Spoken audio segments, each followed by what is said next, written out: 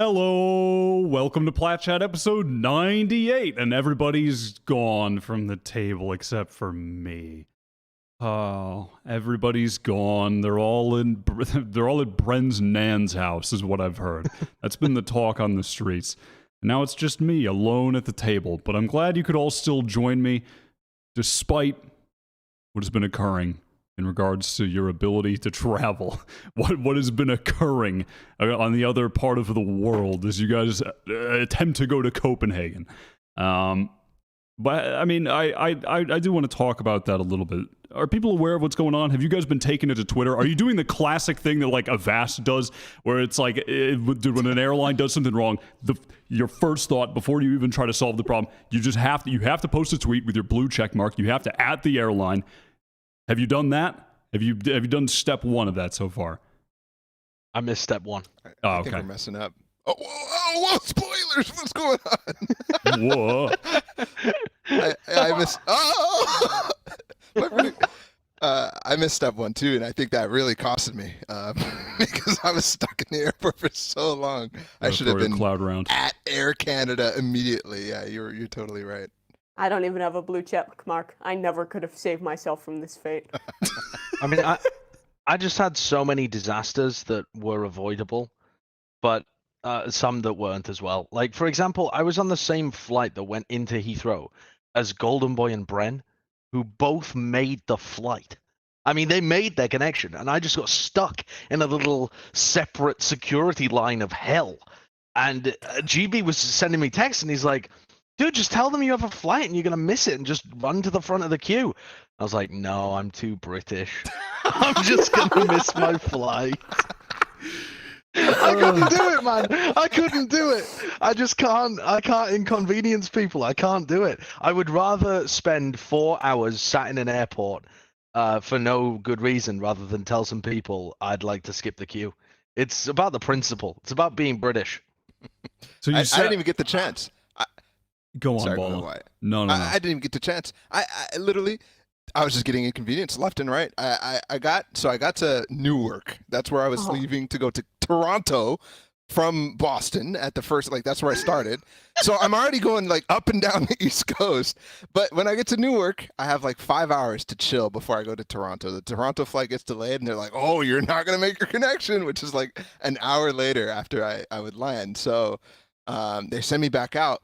And the ticketing people who are rebooking me to get me on a new flight to Europe somewhere so that I can get to Copenhagen after just take forever because they're getting distracted by all sorts of issues. There's one lady who forgot her visa, so she can't get back to Canada, and she's yelling at them. And then there's another lady who's trying to literally take a stick on the airplane, and they're like, you can't bring this because you could bludgeon somebody. It was a nice stick, but she was trying to bring it on the plane. What? It wasn't like a hockey stick. It wasn't a sports. No, it was equipment. Like a small branch. Like I mean, was it like whittled down? Yeah, it was like a little bit, sanded down, so it like had nice edges and stuff. So maybe they bought it at a store. It was a wizard staff. Oh my god, that reminds me of it. Oh fuck! And they were trying to get on the flight, by the way, that I was supposed to be on. And so literally it's like delayed again, and then she comes back for some reason. Her family has left. It's delayed again. It's leaving now, and she's like putting cardboard on top of it to check it in. God, you unlocked a memory of mine from years ago where I was stuck at the post office for like an hour waiting in line. I swear to God, I felt like I was a part of a prank video. I think there was a YouTube prank video being recorded in this post office, and I was just one of the victims of it. And I'm on YouTube somewhere, just standing in line like, all right, with these fucking people, hurry up. Because they were trying to ship one singular pool noodle with no box at the USPS. I swear to God, one long pool noodle. And that's exactly what happened. I'm like, dude. First of all, why are they trying to ship this pool noodle? It cannot be worth it. There's no way it's worth it because it's so big. The packaging required for it, they're like, this is going to be like $70 to ship. And they're like, that's not possible. There's no way. And they're fucking haggling with the people. Dude, this can't be real life. This can't be real. And I was stuck there for like 45 minutes behind this pool noodle family, and they eventually shipped it. A pool noodle. Just buy one off Amazon. It was crazy. You just unlocked that memory. I forgot that happened to me, but she took 2 boxes. Sure I don't know where she got the boxes at the airport either. Like, I don't know where she got the boxes, but she taped them both on the side. The box is still open. The stick is just sticking out. And they put them in oversize. So the stick left, but the flight left before she went back through security. And I still don't have my ticket to go to Iceland, by the way. I'm going to Iceland now. Do you think they had to take the stick off the plane? Because there's like a policy that, like, if the passenger isn't there, the bag can't fly, and they have to go fucking take it off. You think some poor baggage handler had to go fucking grab the stick off the plane, take it straight back off? I mean, it couldn't possibly have made it to the plane anyways, because the flight was leaving. So this lady is completely distracting my person. I'm supposed to go to Iceland now, and they're having trouble rebooking my ticket. And I have like 10 minutes to go to another terminal and check in, where they just completely waffle and just screw me, and I have no chance. I'm there like 5 minutes early, but they're like, oh, the ticket's not working. It did work, but yeah. And I get back there, and the lady's just fucking standing around like, oh, I missed my flight. It is ludicrous that you went to 5 airports or something before I arrived. I mean, that is just insane that you arrived before me, having gone on that journey. My fucking airplane set on fire as we landed. I mean, insanely, I don't have my bags because they apparently put them on the flight that I was supposed to be on, the one that Bren and Golden Boy went on. Apparently that's illegal, dunno. My bags have just vanished into the fucking mists. But also, well, as we're landing into Copenhagen, there's just fire engines everywhere, and the fucking police are rolling up. And apparently, as they got into land, the brake fluid had started leaking, and it was spraying onto the engines and smoking and starting a fucking fire. So the left engine is just getting foamed down by these firemen, and it's just devastation everywhere. And people panicked. Oh, there was. I don't think there was that much danger. I don't think there was actually like a bit. It wasn't like a blaze or anything, you know, like that. But you don't want to inconvenience people, so you're just fucking sitting there anyway. I was just sat there. I was just they gave me a little bag of chips, and I just sat there, and I was having the time of my life. I was like, oh, there's a bit of drama in my life here, isn't there? Something to break the dull void of the everyday. But other people, as soon as they come over the tannoy, they're like, there's been a bit of an emergency. Please proceed calmly out. People are like screaming, fucking shouting at people, get out, get out! Like, motherfucker, they're walking as fast as they can. I mean, people are just not reasonable in an emergency. If there was a real fire, I would have perished today. that is a hell of a story. I'm glad fucking Denzel Washington was your pilot or something. Landed you with it's safe arms. That is. I'm gonna roll. And also, they lost your shit. Yeah, they lost my bags. Also, I mean, they just lose your items too. I left my backpack on because they say, oh, don't go, don't take your bag with you. So I left my backpack. So they let me back on like a half an hour later to go and grab my backpack. Yeah. And I'm like, oh, I can get out of here super quick now because I know my luggage has already arrived. Get down there. No sign. No sign. So don't have any clothes. Don't have my microphone. Don't have the toothbrush. Don't have anything. That is... Just got a story about my plane setting on fire. That's all I've come to Copenhagen with. I think you're winning, though. This is one of those moments where it all goes wrong, but at least you got the story that you can just... You were on a plane. That's just my life. You can tell in 5 years. That's your life. My life's just a series of disasters that are somehow kind of comical. Look at how far it's taken you. You're all the way in Copenhagen doing masters. Oh, I mean, you're doing great, Josh. Mimi, I feel like you just got there. I could have been saving lives. Okay, well, that's what you think. But I also had a debacle. Mine was just pushed a few days earlier. So it starts off. I did another gig before this in Stockholm at the ESL studio. So I had to get there. Can't book a flight. No, CSGO. Had to book a flight. Can't pick up. I couldn't fly out of Philadelphia, so I had to fly out of JFK. Awful airport. Delta's machine is broken. The line is too long. I missed my flight. Unfortunate. Get in the rebooking line. 3 hours I have to wait. Still don't speak to anyone. ESL rebooks my flight. Great of them. Different airport. I have to spend the night. But they didn't book a hotel for me, which I realized. So I was like, okay, this is fine. I'll book one for myself. I go online. I go, oh, the Hilton DoubleTree. This looks like a great hotel. Managed to get myself a ticket, go all the way across New York to the Newark Airport in New Jersey instead of JFK. Try and check in.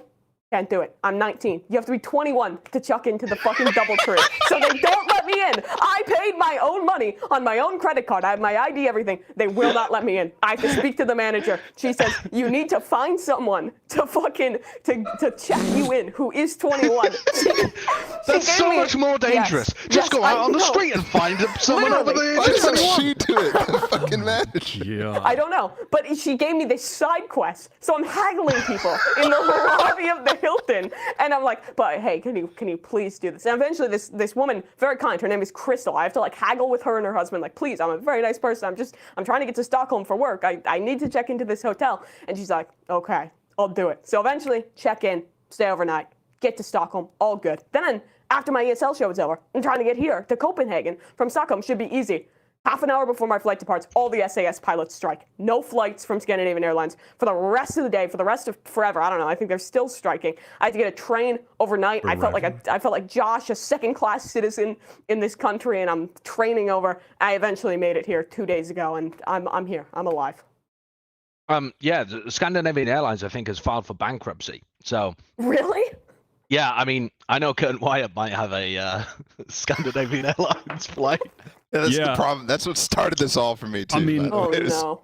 all this being said, I can only say how excited I am to also be traveling to Copenhagen soon, because Kurt and I are going to be going in a few days, and then we'll be stuck in the air for a week.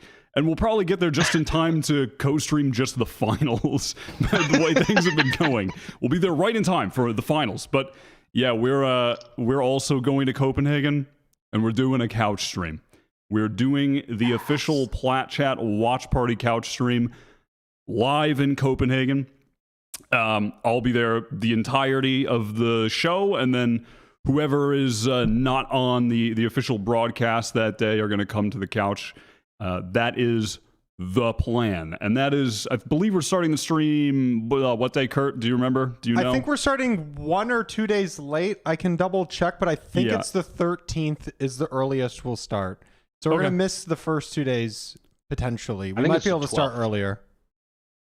Yeah, maybe the 12th. But yeah, so I would expect, at least, probably at the very least, the first day, first 2 days to no stream, and then once we kick it off, we're doing the rest of the tournament. So yeah, make sure to tune in for that, which is going to be right here on this very channel. By the way, part of that co-stream features a sponsored segment by The Guard, and that means that my baggage that's currently missing, a third of it is taken up by a jousting helmet. So, fun little fact. They're not specifically sponsoring this episode, but I thought I'd bring that up. You stuffed the guard from the guard in your bag. Yep, the guard from the guard shrinks down very small, actually. He doesn't have very much skeletal mass.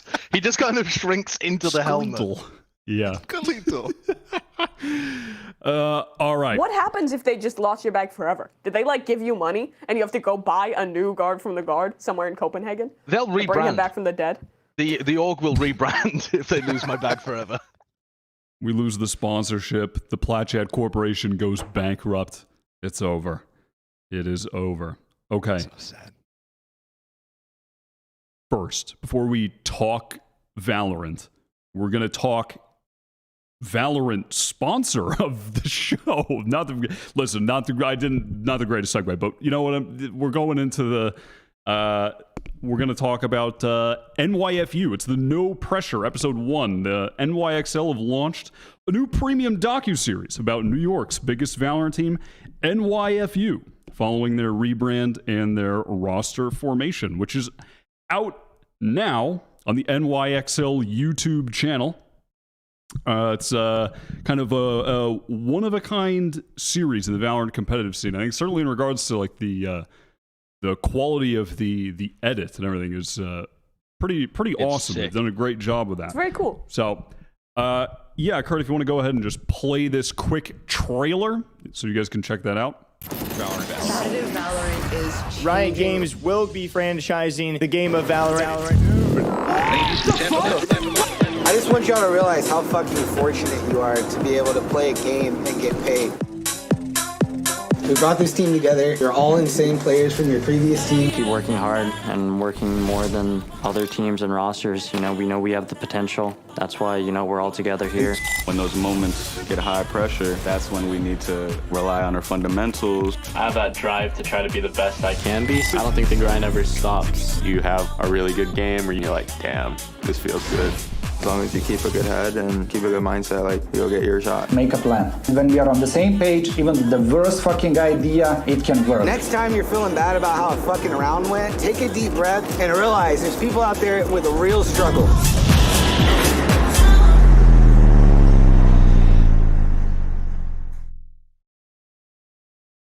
So there it is. Whoever wrote the script just the hard off. What's up, Josh? Whoever wrote the script popped off. It has my favorite line ever from a CEO. They were talking about why they changed the name from Andbox to New York Fury, and it's just a quote from the CEO that says, "The dumb fucking name." It's like, I love the fact that they're just leaning into the New York of it all. I think it's very good at it. It's got some amazing. It's got some actual banger lines. It is extremely well edited. That was the most captivating part of it. For me, for sure. So yeah, again, if you want to watch the full first episode, that is out on the NYXL YouTube channel. All right. It's time to talk about Copenhagen. It's the Copenhagen episode. There's Copenhagen talk throughout this entire. It's just stuffed to the brim with Copenhagen talk. We're gonna start with KRÜ. Last week, we talked a little bit about there was the KRÜ versus NIP match, the LATAM versus Brazil, for the final spot at Copenhagen. KRÜ have done it. They've qualified again. They will simply attend every LAN, no matter the circumstances. They will find a way there. They lost to Leviathan in their regional qualifier. Doesn't matter.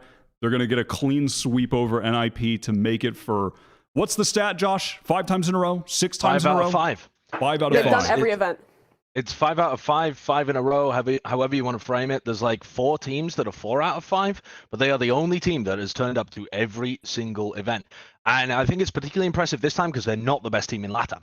They had to, I suppose they've always been able to, they've actually, the other stat about KRÜ as well is they've always beaten the Brazilian team. Every time they've played against a Brazilian team, they have won. And they open things up against Loud, which is yeah. Hey, depends how much you believe in the narrative, the power of narrative. Yeah, definitely. I want to ask though, after seeing this game and seeing the result against Leviathan, and also just within the context of KRÜ kind of post champions run, do you feel like they have upset potential heading into Copenhagen here? At Reykjavik, they just went out in pretty silent fashion. Definitely one of the forgotten teams from that event. They didn't really leave a mark on that tournament. But is that something they can actually do here in Copenhagen, Balla, you think? It was silent in Reykjavik, but I think that's just because they didn't play that much. That the game against Team Liquid was pretty close. I mean, Liquid had a heroic play by Nevera to save the game, basically, for them in the series. So I don't...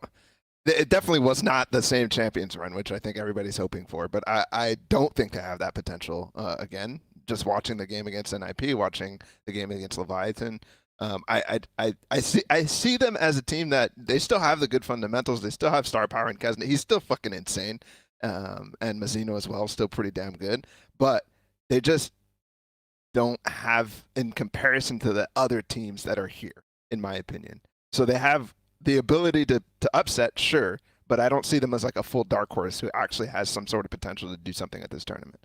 They're so much better than they were at Reykjavik, though. I mean, that team blew at Reykjavik. They were playing terrible compositions. They had Nags on like a hard entry role, playing a lot of Jett, where he doesn't look as comfortable. Mr. Fourth Quarter is no longer that, honestly. When he's playing Chamber, I think that's just made a massive difference for the team. Getting Kesnet permanently onto an entry role is only a positive for them. His Jett has been good. His Raze has always been good. but he's just able to play way more of it now. And the team looks like they have a clue.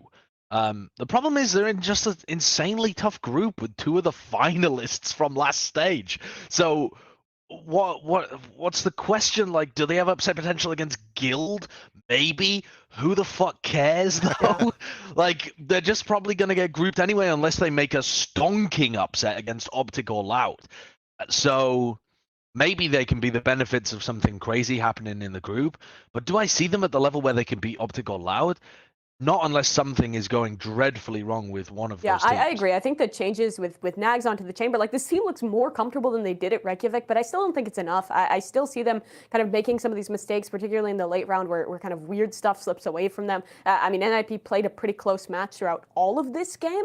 I also think they just don't have like that pop factor that it feels like everyone else does in towards this event. Like most of the teams are either really impeccable in this meta, you know, finding some cool stuff with like the Fade Raise implementation, or just like insane individual star power. I think they can have those moments, but again, it's just like a pretty impossible group. I think they could beat Guild, but I would even probably put Guild a bit higher in my power rankings. I like this team. I mean, it's cool that they've been able to go to every event. They've had the experience in that regard, but unless some magic happens, I still don't really see them being able to take much in this group. I think there's a very real chance they just go out winless here, as kind of sad as it is to say. Does this reframe how we're thinking about Leviathan at all? Seeing KRÜ just, I mean, they got a very clean, fairly effortless win over NIP. Are we now, you know, maybe placing Leviathan in a higher echelon given this KRÜ performance? I still thought, like last week when we were talking on the show, I thought Leviathan were actually a fairly decent team. I had Tacolia actually. I was corrected about the pronunciation, as one of the Argentinian casters says it like that. Anyway, I had Tacolia in my top 10. I had him as my 10th best player at the event. I've been fairly high on the Leviathan Bucks. The problem is, they're already guaranteed through to the top 8, and then the competition's even tougher. Like, the competition in the top 8 is about as tough, but a little bit more so than KRÜ is going to face in their group. KRÜ have got an absurdly difficult group where you're expecting 2 out of 3 of their opponents to make it into that top 8. But the same is essentially, I think it's pretty much the same situation for KRÜ as it is for Leviathan. They're a good team, but the question is, are they actually going to be able to get a win over anyone they match up against? And once you get into the playoffs, the competition just seems insane. If they get a good draw, they can go 1-2 and finish 5th, 6th. But if they get a bad draw, they're just going to go out. I think that's just a reality of the situation for all of these middling teams. Yep. I mean, I think they just get guarded, right? Like they're a solid team. They have some good ideas. They had a really great run in LATAM, but again, just going into playoffs, the level of competition there is going to be insane. I think it's also like kind of the experience factor, and you're coming out for the very first like time you're playing at this level. You're right there in towards the playoffs. Everyone else has had those moments to warm up and make their way on through. I think they're a team that can also have some upset. I saw some cool stuff from them regionally. I mean, I don't think we should sleep on them being able to deal with KRÜ so cleanly, like we were just talking about. KRÜ's a really solid team. Taco is great. Melcera, I think, was pretty solid regionally as well. So, yeah, I'm still kind of the opinion where this team is solid, but I think they just have a tough draw. For me, it's just they haven't really proven anything. This is their first international. They are known regionally as actually kind of chokers until this season, right? They could never beat KRÜ. And then Owner comes in, this year, and they switch a player, and suddenly they're able to get over that hump in a massive way. They came from the lower bracket too, which is impressive, and re-beat a team that they lost to earlier. So they have shown a little bit of resilience, but going into this top 8, it's completely fresh, right? I think it's a unique situation for them where I'm not really looking at their relative strength to KRÜ at all. I'm looking at them individually and placing them in a place where it's super uncertain, and because of that, I can't believe that they can do anything. The team, okay, if they were able to make it through to, so Leviathan are already in playoffs, right? If you look at how the group stage is playing out, if FPX end up playing with a bunch of subs, I think they beat Northception. I think Northception get out of playoffs, so they beat Northception. Not this I'm going to start early. I'm going to start early, and it's going to keep going, Wyatt. It's going to keep going. That is some Leviathan could definitely beat Northception, though. That definitely beat Northception. unbelievable cap, but I can't start with this, dude. I can't start with this shit right now, Josh. I mean, this is the first topic.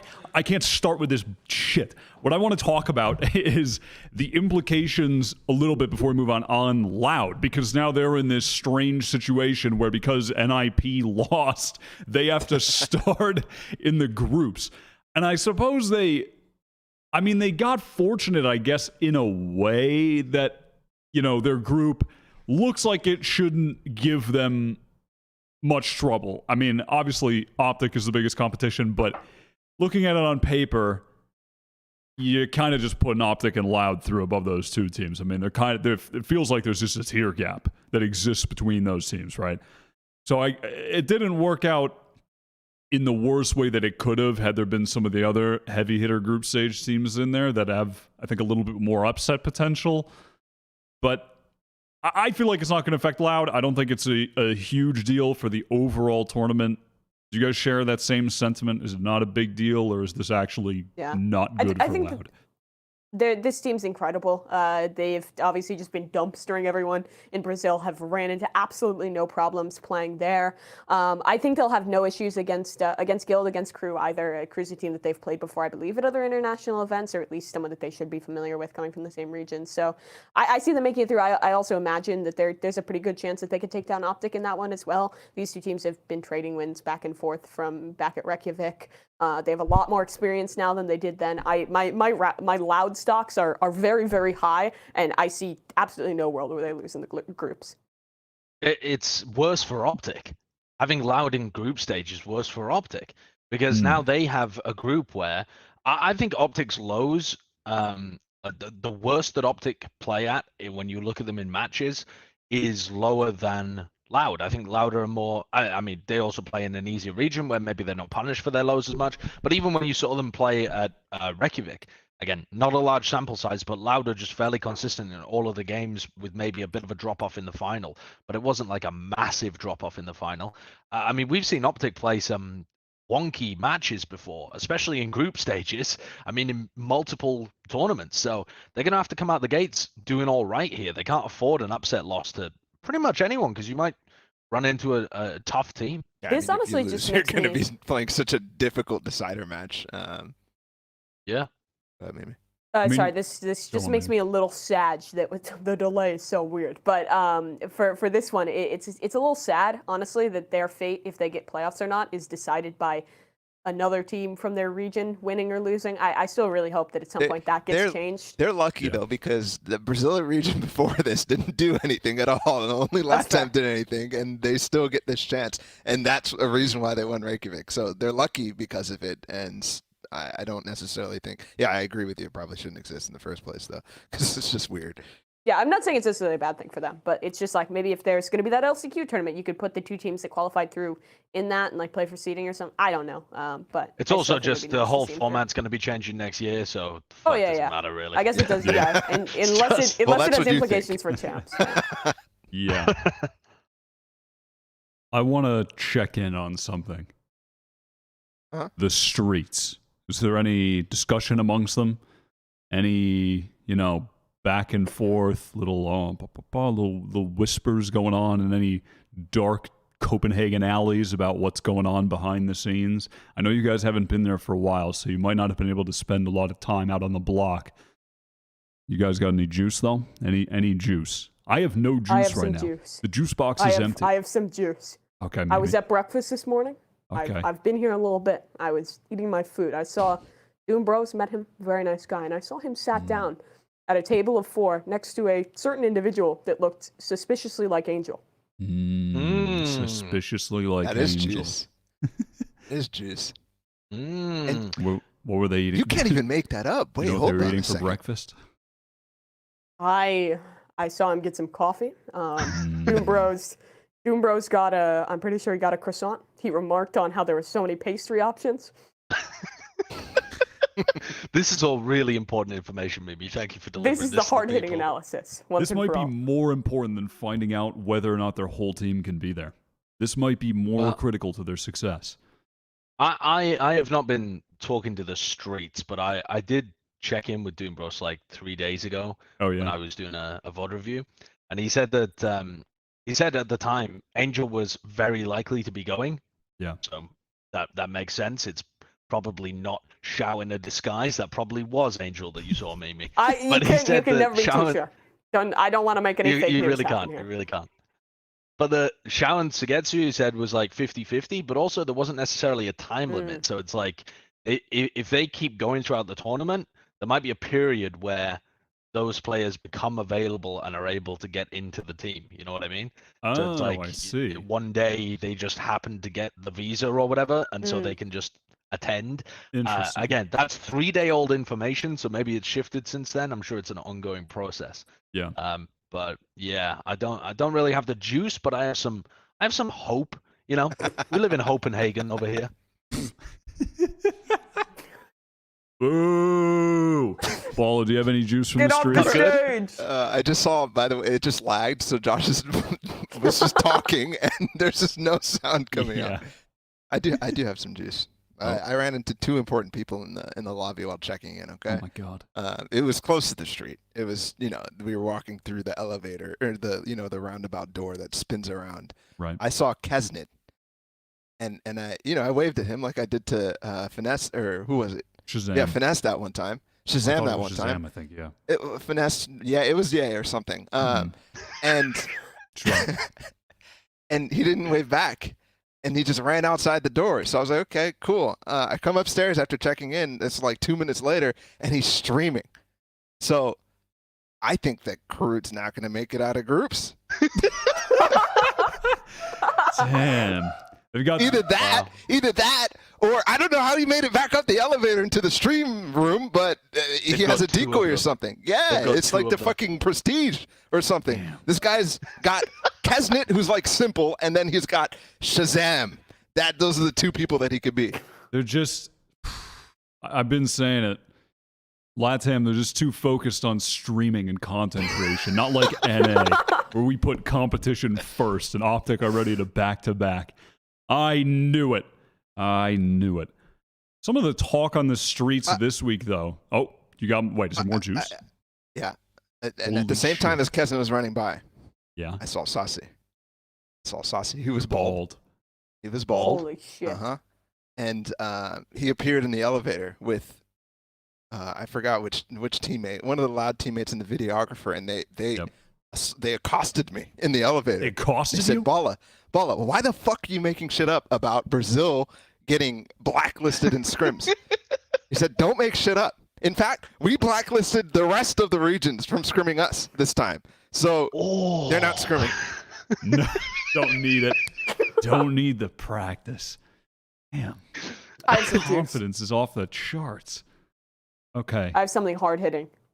No way. I met Did this 2 of the just come in? Norception guys. New information? This is fresh information. This is brand new. Oh my I met God. 2 of the Norception guys in the elevator coming up to my room. They were very nice. Seemed like great people. Now I'm excited to see them play. Josh hates to hear that. I mean, do you know what happened to me today? I actually got a request through Wyatt to go and do an interview for the Japanese content creation team that's flown here. They just are aware. They are just simply aware of your reputation in that country. I'm not saying a thing. I'm going to be silent for the whole interview. I'm going to sit there and just nod or shake my head. It'd be so funny if they I mean, it wouldn't be funny, but if they tortured you, I think that's what's going to happen. I'm sorry. I think that's they are. They're going to absolutely shit Casino Royale scene.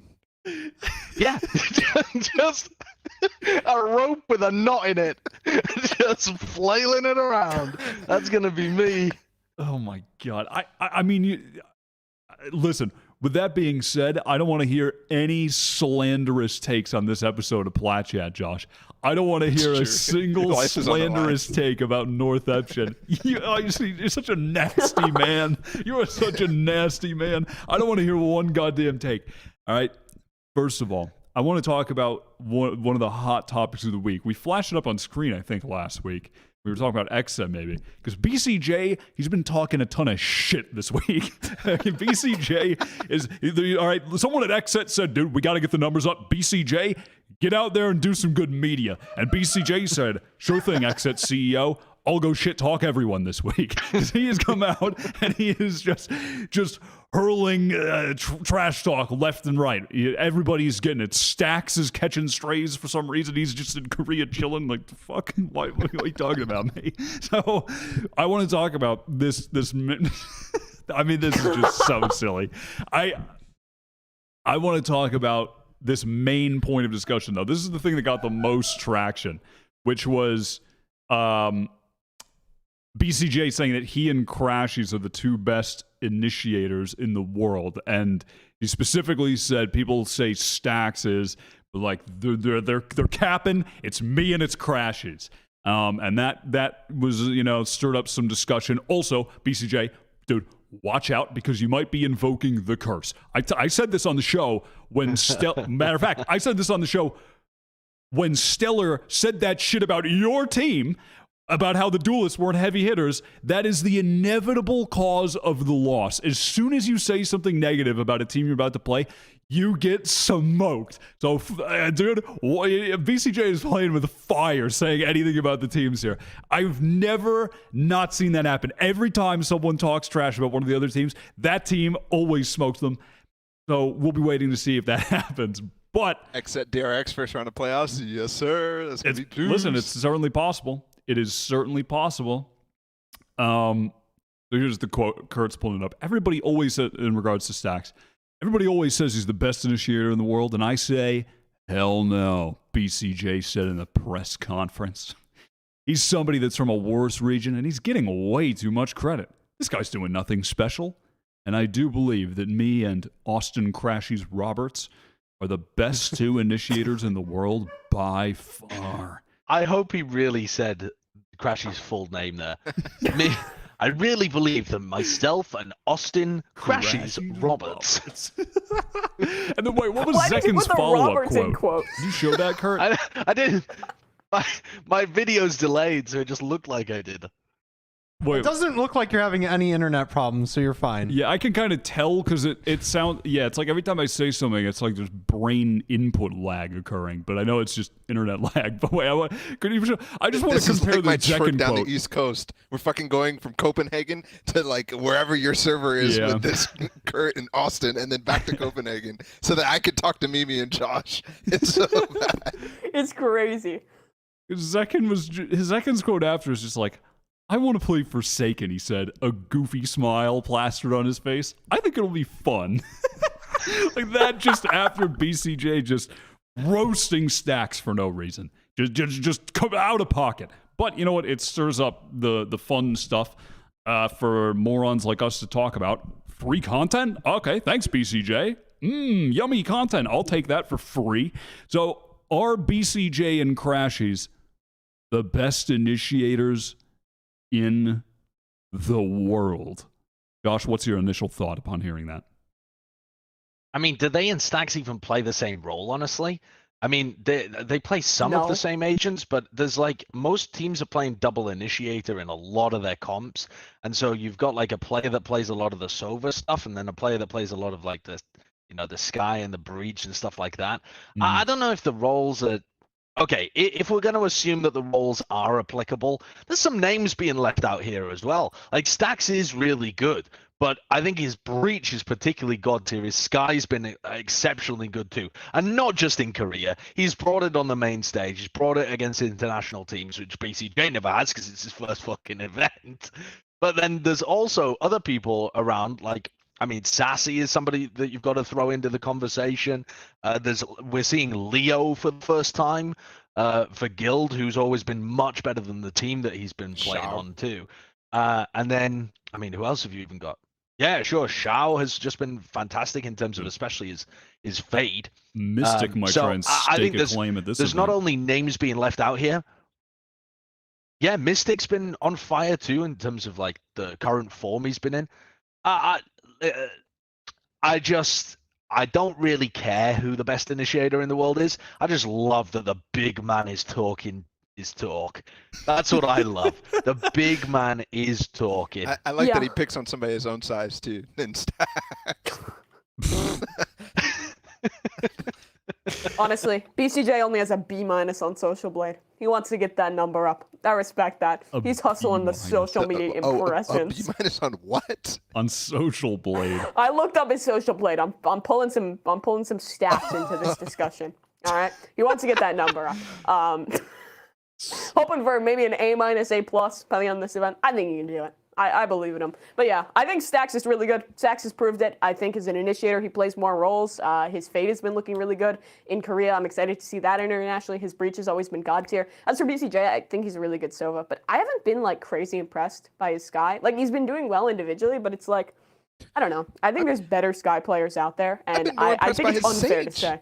Like, yeah, his Sage has been better. Or his Omen. His Omen, I think, is better. Really good. I think it's just unfair to say he's like a world-class initiator player, because A, he hasn't proved it, and B, I don't think his roles are like a true initiator player. So, good shit talk. Prove it on LAN. Yeah, I think that is probably a good way to sum that up. Good shit talk. Appreciate it. But now you got to back it up. Because then I forget what it was, but then he did an interview with Esports Douglas on Esports Douglas's interview series. I mean, he was talking his talk on that too. I can't remember exactly what he was saying, but did any of you guys watch that, Balla? I'm just throwing it to you because I think I saw you retweet it. It was Look at that thumbnail. Yeah, there you go. It's literally just in the head. Oh my god. Doug's got goated thumbnail game. Wow. Oh, yeah, he said these other regions, listen, this is exactly what these titles are supposed to do. Didn't watch the video, don't know the context, don't know what they were talking about. But guys, BcJ said that these other regions don't have the same level of talent that we do. Still, talking that talk. Just going to take that headline, take it out of context, and use it on Plat chat for more content. Exactly. They got that swag. Intended. They're coming into the event. They're watching every team play in the group stage, but they're not like Guard where they're, humble and they're like, okay, we know it's our first time, we're getting experience. They're like, fuck that. We're coming in here to smash. So I like that. If they can maintain that attitude and actually bring it into the game, I think that'll be really positive for them. But if it's all just talk and then they go 0-2 and end up 7th, 8th, then they're going to look a little silly. That's a risk you got to run. That is the risk you run for the pre-tourney clout. And then listen, everybody has a good time joking around after. If Stax plays against them and just booms them, we all get to have a good laugh together. All right, I want to talk about the dark horses of the tournament. I kind of want a little roundtable discussion-esque thing about which team you might be going for as your dark horse pick. A team that people aren't thinking are going to make a deep run, but you do. Or, it could be a team that like people think are okay, but you think they're going to make it all the way, make it really deep into the tournament. Top 3, top 2. Should even win. What teams are we feeling like are the dark horses? Now, I didn't want to do it 3 episodes in a row, but since Josh just immediately just had to say something, I just have to go with North Eption. I have to exist on the other side of the scale, lest it's wait, hold on, let me. It's tipping. I gotta even things out a little bit here. I'm going with North Eption. I think that they have. Yeah, Josh. I've been thinking about it recently. And I'm coming around to the idea that they could make a bit of a run. I think they could make playoffs. Okay. I think the group that they're in, it's eminently possible for them to get playoffs as if FPX are playing with even a single sub. I mean, you saw what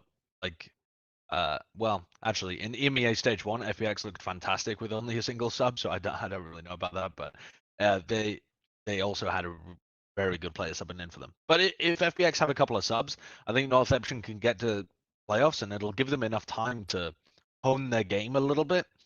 But I don't know.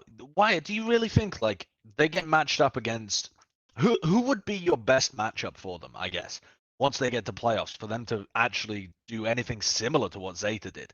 Because if you just make playoffs, if you only get out of the group, that's not the same or even really comparable to what Zeta did, which was a top 3 finish, taking out tons of teams. What would you imagine the best matchup would be for them? I'm feeling like the best route for them once they make it to playoffs is if they can go up against either likely like Leviathan, Xset, like Xset come in, they're playing their first game. Leviathan come in, they're playing their first game. And if North Epsion are playing in the caliber that they did in that final against Zeta, the style they played that game, if they're playing as fearlessly and as aggressively as they did in that game against one of those teams that's just stepping onto the stage for their first run or their first match, I think that is the perfect kind of team that they could just flatten even in a situation like that. If they're just already round one playing at that pace and with that game style that they did when they beat Zeta 3-1. I think those are the kind of teams. Sorry, I agree with your point. I just have to share this. Kurt sent me a message saying, hey, just make sure you're not downloading anything. It's really weird. Like, your internet's so bad. And I was thinking to myself, no, it's just a hotel internet. It's just a hotel internet. But I got off my flight and just scrambled, turned my laptop on, started, connected to the call. And I was like, okay, Plat, let's go. I've still got all of my settings from the last time I opened it. And I'm on a VPN to the UK. So I'm going to disconnect from that and I'm going to see what happens. That's crazy. Okay, Wyatt, I'm gonna ask you. I'm gonna ask you a question now. Let's say round 2. Let's say they beat Leviathan. I mean, who else are they beating? Are they beating a Paper X? Are they beating a Fnatic? Or are they beating a who else do you see them? Because I think to be a true dark horse, you would at least need to hit like top 4, top 3 kind of area. I definitely think they can hit 5, PRX? 6. I think Paper X I feel like would that's be not like a true dark horse then. That's like a middle gray horse. Well, I think it's that's why I actually didn't want to pick them until Josh said that at the beginning of the show, and also because I think people have gone right back onto the just ignore Japan train. I feel like I don't think so. I think that's even I'm really, not saying they're going to be like the I've old Japan where they only get one map or something. There's no way. Not like that crazy. But I feel like we're not going to turn their logo upside down. Is basically what we're saying. It's not going to happen. I still think people have gone. I think I've seen a lot of. I feel like I've just the tone of that. Sure. Conversation everybody is just gone too far backwards. That's natural though, because everybody's so excited to see Zeta again that okay, Zeta's not here. They're like, oh fuck, well I guess this is going to be. That's what I think part of it is. Because they don't know this team, and I think part of the reason why I think I can't get on to the dark horse thing with them is that this team has not had international experience. Zeta did. North Epsion is playing with a bunch of relatively fresh players coming into this. The interesting part about it, though, is that they actually have the most crowd experience for the first international crowd event with the, 4 series that they played in Japan. That event had like a bigger crowd than this one probably will. Like that was huge. So it's interesting, but that doesn't really matter until they could actually make it towards that stage, anyways. And I don't think they can. I think their play style relies too much on Meteor popping off. And he's a great player, don't get me wrong, but I don't think he can do it against the teams that he needs to do it against to make a run like that. So maybe out of playoffs, sure, but I think that the rest of the team, the role issues that they have with Dariali being on like fucking 15 different agents, and Zenfree not, in my mind, being a good like substitute to play Chamber when Meteor's not playing it, or a good Raze either. I think it's tough for me to make that case. The problem, I suppose, the issue I'm having with, like when you say, like if you're asking, will they beat Fnatic? It's like, well, I don't think they're the favorite, but I think that they genuinely have upset potential against. I think that they have a reasonable amount of upset potential against almost all of the teams in the tournament.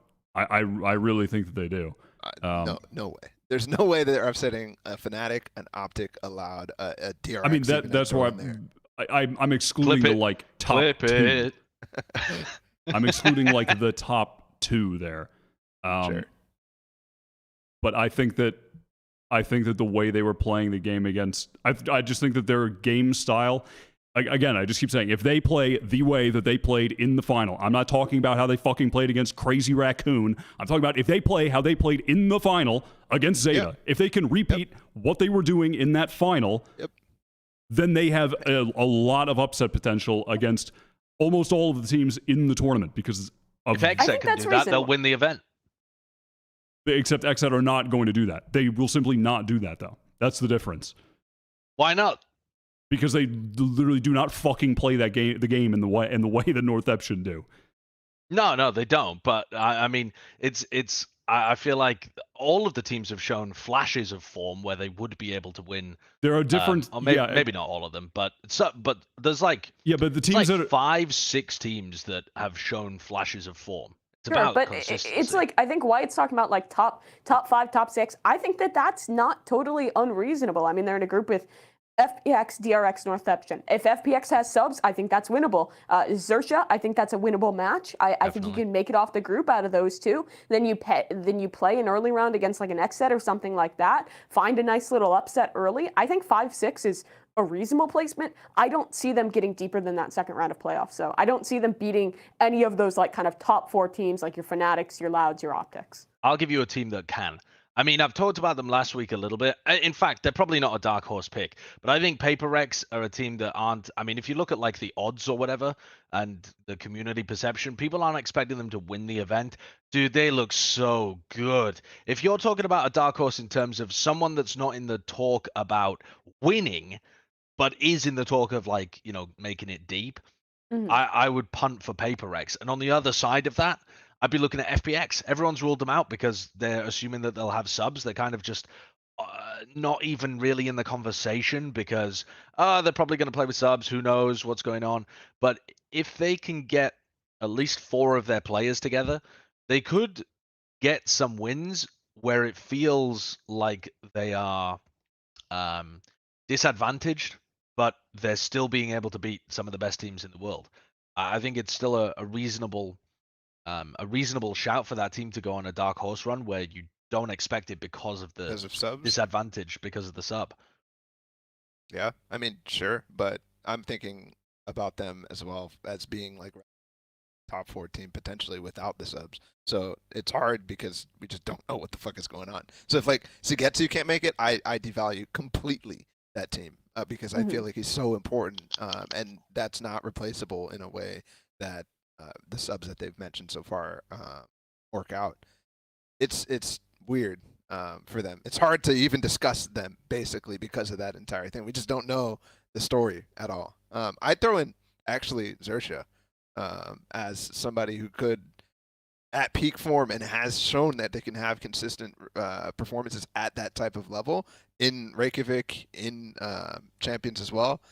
I think that they are somebody who could go really deep and make it to that like top 3 area simply because they play a style that is really, really fundamentally good. And they thrive on LAN when it comes to that sort of stuff. So a team like NorthEp, who relies a lot on Meteor popping off or specific XX working out, is going to be facing Xerxia, who has a lot of experience on LAN.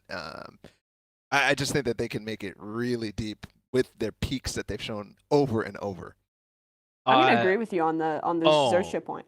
Oh no, the goop is setting in early. Oh no. For Xerxia, I don't think that's that crazy. Are you fully anti-Xerxia? I wanted to say I don't think it's that Xerxia, crazy. but I've really liked what they've shown online, like thus far. I think like Sushi Boys has been excellent. I really like the way he's playing the Killjoy. I think the roles make sense for this team.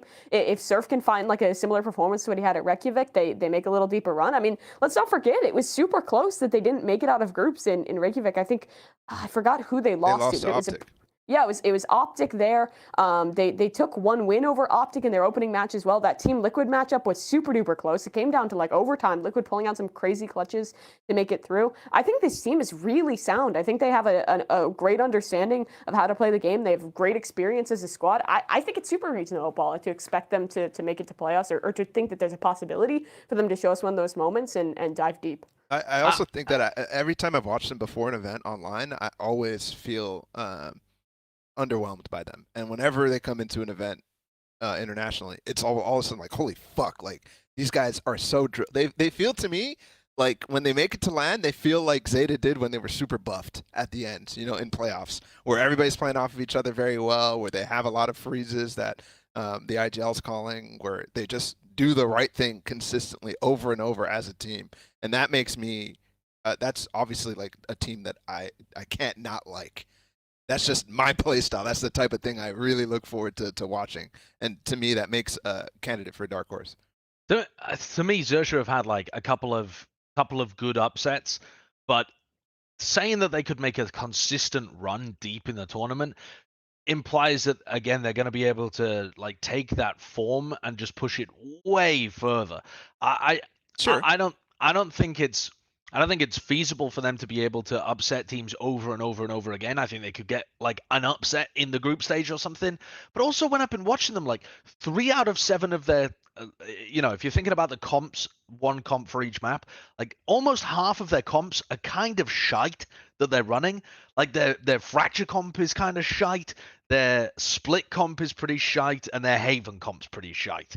And unless they've reworked all 3 of those maps from what they've been playing recently coming in, they're just going to get barreled over by teams that are any good on those maps. And they do get barreled over by teams that are playing like Secret on Haven. Like this comp is outdated, man. Get it out, get it gone. There's much better things you could be doing on this map. And their Fracture one also, they just can't possibly hold those, like, you know, structured defaults you're trying to do. And of course, this is against Paper Rex, who are fucking monsters. But I mean, Northeption are going to be doing the same shit against these guys, genuinely, on Fracture. Like, Northeption on Fracture are going to fucking run at them, and Xerxia are going to stumble over themselves trying to retreat into spawn. Whoa! Put down a Cypher trap wire! That's going to be their experience. Like how you try to fall off your chair and you got the bed to catch you. I know, I just essentially swan dive into bed. I don't think it's a bad group for Xerxia to actually get out, though. The inner region, or like the in-region matchups always, or there's a higher tendency for them to end up in wacky land just because the teams are more experienced playing against each other. They'd be better off in the other group. They'd be able to beat Object twice and get out. Yeah. I would imagine like the DRX, Northeption, Xerxia to some extent have experience playing against each other. You know, I would imagine to some extent, which can... There was a little bit of juice, actually. I didn't talk about this on the streets or anything, but apparently the Paper X guys have stopped scrimming against DRX for quite a while now because they knew that they'd be playing them at this tournament. They're just so confident that they were going to make it, they've just stopped playing scrims against them. So I don't know how up-to-date that information is. Maybe they have occasionally or something, but they used to be fairly regular scrim partners, and now I don't believe they are. Because, I mean, obviously... DRX is one of the teams that's been able to consistently beat Paper X and stop them going on some of these big runs. So I think they're looking more towards the future. Does DRX just get the fucking Asian team every single fucking event to start this group? It is ridiculous at this point. Yeah. Zeta, Paper X, Champions, it was the first time because they had like, what, C9 and Fnatic in that group. But I think they've only lost once against... Oh, no, they fucking played Full Sense first, actually, in the fucking Champions. Champions. It always my happens. God. It's ridiculous. It's rigged. They've only lost one of those If there's games any as well. rigged moments, that's it right there. They only lost one of those games, and it was the game they lost to Zeta that knocked them out of the tournament. Every other time, they've beaten the Asian teams that they go up against. They're still the kings of Asia. Yep.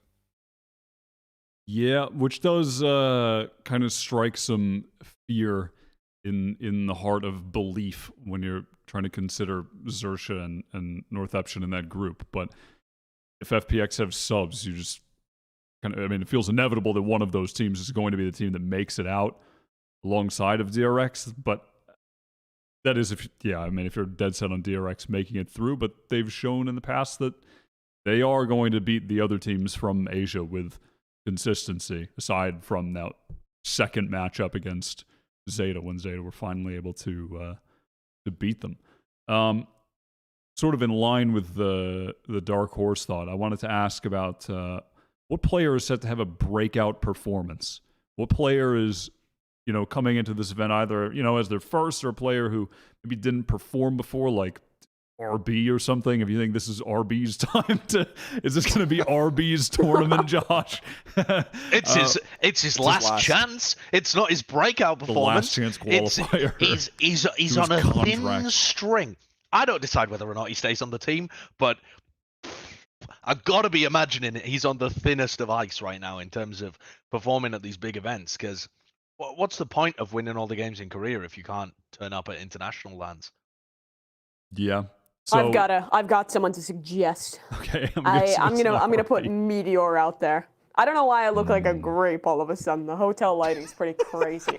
But I think Meteor has looked crazy in Japan. I think to continue the point around Northeption having a chance. I know I've said like literally every single team in that group has a chance to make it out, but it is going to be really competitive. He's been insane at home. I think getting to play on LAN will be a cool opportunity. Obviously, they got to do that in the big arena for the Japan finals. He was wild there. The team is very reliant on him kind of playing well in a lot of these set pieces, especially with their early round aggression when he's playing that Neon or when he's playing that Jett. And if he can keep that level of performance up at Copenhagen, it's going to be really huge for Northeption. Just look at all the teams that are, first time here. So Takalija for Leviathan. You already mentioned Meteor. I think Surf on Zersha was fucking nasty at Reykjavik and went head to head against Ye and was like diffing him in that first series. Yeah. And even in the second series, the second meetup, he still looked really good and a great replacement to Patapen on that team. Who else? I mean, Alfier as well. Like, sure, he's already like kind of broken out in terms of EMEA, but this is a time where literally all the eyes are going to be on him, and a lot of people are going to see him play for the first time potentially. So, yeah, just those types of players all around. Was there any update from Alfier after the visa place that he went to burnt to the ground? No. Was there any update? I didn't see anything, but dude, there's an arsonist going around, bro. Fucking burning Josh's plane engine. Burning Alfier's visa place. It's a Counter-Strike fan. There's just a Counter-Strike fan out there. Yeah, it's a Danish Counter-Strike fan who's pissed off that there's no Danish teams. I just kind of assumed that like no news was good news as far as that goes. Ooh, no, absolutely not. Because it's just been a while since anything was said. That's true. Yeah, it has. I think, okay, in terms of like breakout performance, not going to be the case here. But in terms of this guy getting the respect he fucking deserves, I'm gonna say the same thing I did last week. It's Jing, baby. It's Jing. It always has been. It always will be. He was like top 4, top 5 in terms of stats at the last event that he played at Reykjavik. If he does anything similar again, he's got to be just like astoundingly more respected than he is. He's always, missed off the list or forgotten about a little bit, but he's legitimately one of the heaviest hitters you have coming into this event, and he's going to be the kind of player that's taking duels against who you think is in the top 10, And I'm not saying us, but like you, the viewer at home, make your own little top 10 list. Jing is going to run at them and try and fucking shoot them in the head, and if he's able to do it faster than your top 10 player, then he's going to win games against them, and that to me indicates that he probably deserves a bit more respect than people are giving him. So I think maybe the breakout of Reykjavik was not enough for him to get his name on the radar, because it didn't really get too much hype going. People were like, oh wow, it's crazy, he plays Rainer on Haven and he looked really good, but no one was the hype didn't continue. That's what I'm saying. I think this event might be the continuation. Went in the Forsaken direction. He got the hype and the clout juice from. Yeah, because he did the silly Yoru. He was. I mean, a lot of times he was even going crazier than Jing in regards to like being the real first man in like on defense and shit. Like he was the crux of the defensive plays. He's mad aggressive. Yeah, and so this he definitely because got of the clout juice. Falters, but I feel like it's similar to the Lakia thing at original Reykjavik. Lakia got so overrated because of a couple plays, and I think the same type of thing happens where Forsaken, in this case, it's obviously not the super impact, but people talk about the things that they remember the most, and people are going to remember your most. Yeah. Even if Jing had some better plays, but I actually think I'd go the opposite direction that you would go, Josh, here, because I think I think Paper X are good, man. Don't get me wrong. I love the way that they play. I think they're very interesting. But I also I just can't get over the fact that it seems to me that it should be a counterable style. Like it should be, you expect Jing to double satchel out of a smoke, right? Yep. When you're approaching. And so how are teams not going to be able to just shut that down? Didn't really happen at Reykjavik until the end, until they ran into Zeta. But like now that everybody's expecting it, now that people are watching them, I just can't. The only thing that's like not counterable is the fucking Yoru breach shit that they do. I think that shit is so hard and so frustrating to play against. But the stuff that they do on Split, on Haven, I really think that should be easy to stop. It should. Good prep. I think it really should. But I think some teams will fall into the trap of trying to out-tempo them. You know, like Optic, for example. If Optic play against a team like PaperX, I could see Optic, trying to run Neon Mirrors and just try and play it better, like play it faster, play it more coordinated, out-tempo PaperX. And I just don't think you can do that. You're stepping into their world. Even though Optic play a ton of the Neon, they don't play at the same kind of hyper top speed gameplay that PaperX do. So I think it's about coming up with the right strategic adjustment to your game. That's why I think they're going to do poorly against teams like, or match up worse against teams like DRX, teams like Loud, that kind of thing. I mean, if Zeta Division came back, they're like the perfect team to try and stop that down. But also on some maps, you just can't do it. Like, how the fuck are you going to do that on Fracture? You just don't have enough space as the attacking team when you start your default to try and contain crazy pushes that are coming at you from all over the place. You just don't have enough corners to get behind. You're just stuck. So I think there are some maps and some comps where it's just gonna work for them. In terms though of the actual question, there's a couple of rookie players. I'm saying rookie players like they haven't been to LAN before that we should really be keeping our eyes on. I think Leo and Trex from Guild are two that definitely have an opportunity to make a breakout performance happen here. They've both been playing well online. The team hasn't particularly. So, I mean, the team's been all right. They qualified here, etc., etc. But they're in a tough group with Optic and Loud. If they're able to get an upset win over Optic and Loud, and it happens because Trex goes crazy on Raze or Leo just dominates the value that Crashies is getting on the other side, then I think these two players could seriously have these breakout performances. And I think Guild have some decent chance at upsetting Optic in that opening game that they have. I did it on my stream and I gave them like a 40% chance of winning that game. I think it's somewhere between a 1/3 to 40% chance of winning with how Optic tend to perform at the beginning of groups. Yeah. 40. For Guild? I think 30 to 40, I think is reasonable for an opening match against Optic. Yeah, 100%. Optic don't blast their way through tournaments normally. They're a little wobbly. Yeah. They fix things. They've also had, a couple of like comps that they're trying out even towards the grand finals. So I think you should expect Optic to be at their weakest at the beginning of the tournament, which is why I think there's more of an upset chance there for Guild to grab something. And it just depends then on whether or not their players are like the kind that just turn up to LAN and dominate. If Safe plays way better than he's been playing online, then there's potential there. There's always variance with players that you've never seen go to LAN before. Some of them will shit the bed and some of them will pop off. It's hard to tell. Sure. I mean, I agree. I like those guys in Guild a lot too. I was kind of just hoping for more from Guild in the playoffs, honestly. In the EU playoff bracket. I thought that they were going to do better than they did. And they were just kind of... Yeah, they didn't look amazing. So I was a little disappointed there because I do really like Trex. The only game that was impressive was that Met game. But, all right. We're going to do the Juke.gg AMA. Juke.gg. Exclusive AMA. Go to jkd.gg/platchat to sign up. The link is on the screen. It's a application on your cell phone to discuss esports, get esports news, esports updates, when games are happening, the results and scores, and talk to people. And there's a authentication sort of system when you sign up. So, there's less or no trolling. The idea is that you're not going to post and you're not just going to get trolled like you will on other discussion platforms. So if you hate getting trolled, they might get trolled in this AMA. I mean, it's Mimi on the show. It is Josh on the show. Oh no! You guys can't do any trolling over at Juke. We are on the straight and narrow. We are good, honest, serious podcasters. Only for Juke. Also, okay, this is an aside. Before you get the AMA started, just keep it here for a second, Kurt.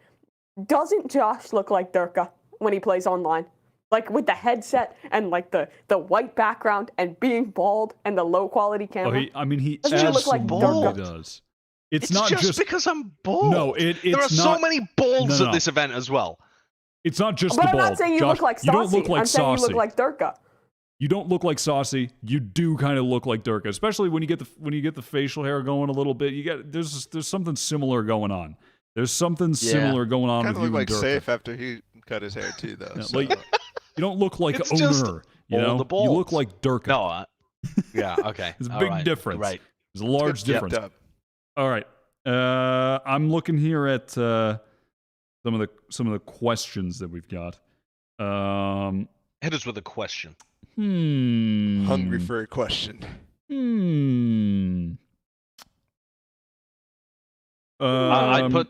this is a by the good way, one. I made this post, and I found Shutterstock. The streets are talking. These people are Balla's contacts out there on the streets of Copenhagen. Oh my god! All right, I like this one. We kind of talked about it briefly last week, but since we had different people on, I kind of want to do it again just because Mimi. But who's your pick for like the top 21 player? Because Mimi submitted a list, but wasn't there to discuss it. Who is the top 21 player? Who's the player that you left off your list, Mimi, that you feel like it's going to come back to bite you because they're actually going to pop off? I'm pulling up my list. I need to remember who You I had submitted. Kesnet on your list at I number did. 20. That was And they didn't that was even genius. qualify yet. They didn't even qualify yet.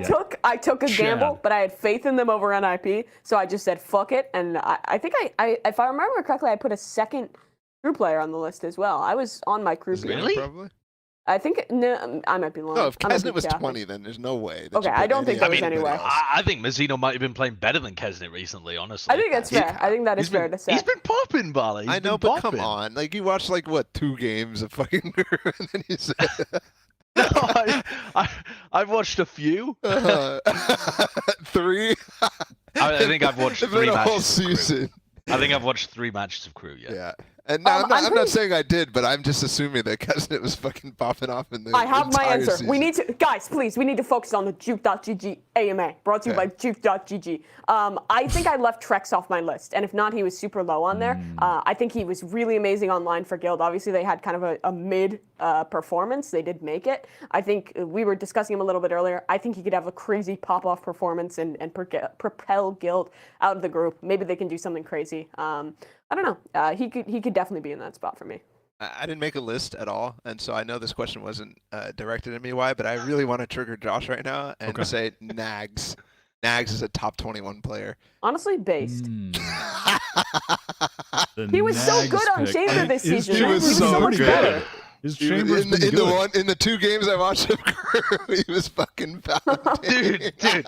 Okay, this is molding me because again, if you've got chamber brain, how many chambers do you have to put on your list before you get to Nags? All of them. That's a serious all of them. You think he's the worst chamber at the event, Name and you're one gonna bad put him on chamber. the list? Every chamber is God's gift to Valorant. I don't think there's a single bad chamber player. I mean, that's actually we're true. not I think saying every bad chamber is good players. at the event. I don't want to out people as being bad players. You're the fucking worst chamber at the event. But there are a lot of cracked chamber players at this event. So you'd have to put a lot on the list before you got down there. Like, I don't know. Paper X doesn't even play it, so we can just take them off the list. All right, so only what? Only 11. We're chilling. Devi plays quite a bit of it, actually. that's- He plays quite a lot of chamber. Well, Nags is better than the Devi, so there you go. Okay. Meteor's chamber wasn't looking too crispy. His Jett was a lot better, I think. Yes, I have another one that I remembered. I didn't put BcJ on my list. I mean, the big guy buff online is going to be insane. You can't have 2 top 21 players, Mimi. This doesn't. Well, it's 21 and 22. 22. All right, BcJ's 22. My 21. I said it last week. Mine is absolutely going to be scary. He's definitely my top 21 player. Who's yours, He would have Josh? been in my top 20. Who's your top 21? Mystic, I think. I think Mystic was my top Mm. 21. Nice. Is it Fnatic going to run? They're just all going to at me. Why didn't you have Mystic on there? I know who else will do it as well. Anders, because he fucking loves Mystic. And if Fnatic going to run and Mystic plays well, they'll be like, well, you left out one of the Fnatic players again. It was Durka last time, now it's Mystic. I've been telling you guys about Mystic for fucking 2 years straight. Are you guys going to finally listen to me? For the future, I think the meta is predict your top 4 teams, just list all their players. into semi-order. Genuinely Just might be every the player play. from the No, top that team. is actually- Every single Fnatic member, every single Optic member, Yep. everyone on Paper Rex. Put them all on there. Yep. Everyone on I will North not Option. conform. Uh, Chamber players first. TMV couldn't decide between Jing and Forsaken. Who do you guys think is better? This could be based on current form, consistency, etc. Josh, who's better, Forsaken or Jing? Okay, first of all, don't make me pick between my children. I like them both. Sophie's choice. But I think Jing's been more impressive to me when I watch the games because they play different roles, right? Like a lot of the time, Forsaken is going to be the tip of the spear, which means that he's taking a ton of these entry fights, but it also means that he's getting set up by the vast majority of their utility as well. Jing takes way more of these like timing fights or raw aim duels and stuff like that, and he just wins an astounding amount of them. And that's the kind of player that I wouldn't actually expect it to translate into international play. If you just watch the VODs in APAC, that's normally the kind of player where I'm like, well, he looks cracked there, but it's probably because no one can just win duels against him. He won't be able to keep it up. And then at Reykjavik, he just did the same thing and just destroyed everybody. And it's like he's kind of playing a lower utility role than Forsaken. He's less involved with a lot of their big heavy execs, but he still gets such an outrageous amount of value in those situations and outplayed the shit out of everybody at Reykjavik. There was barely anybody able to get the better end of him. Shutting him down does seem to be the key.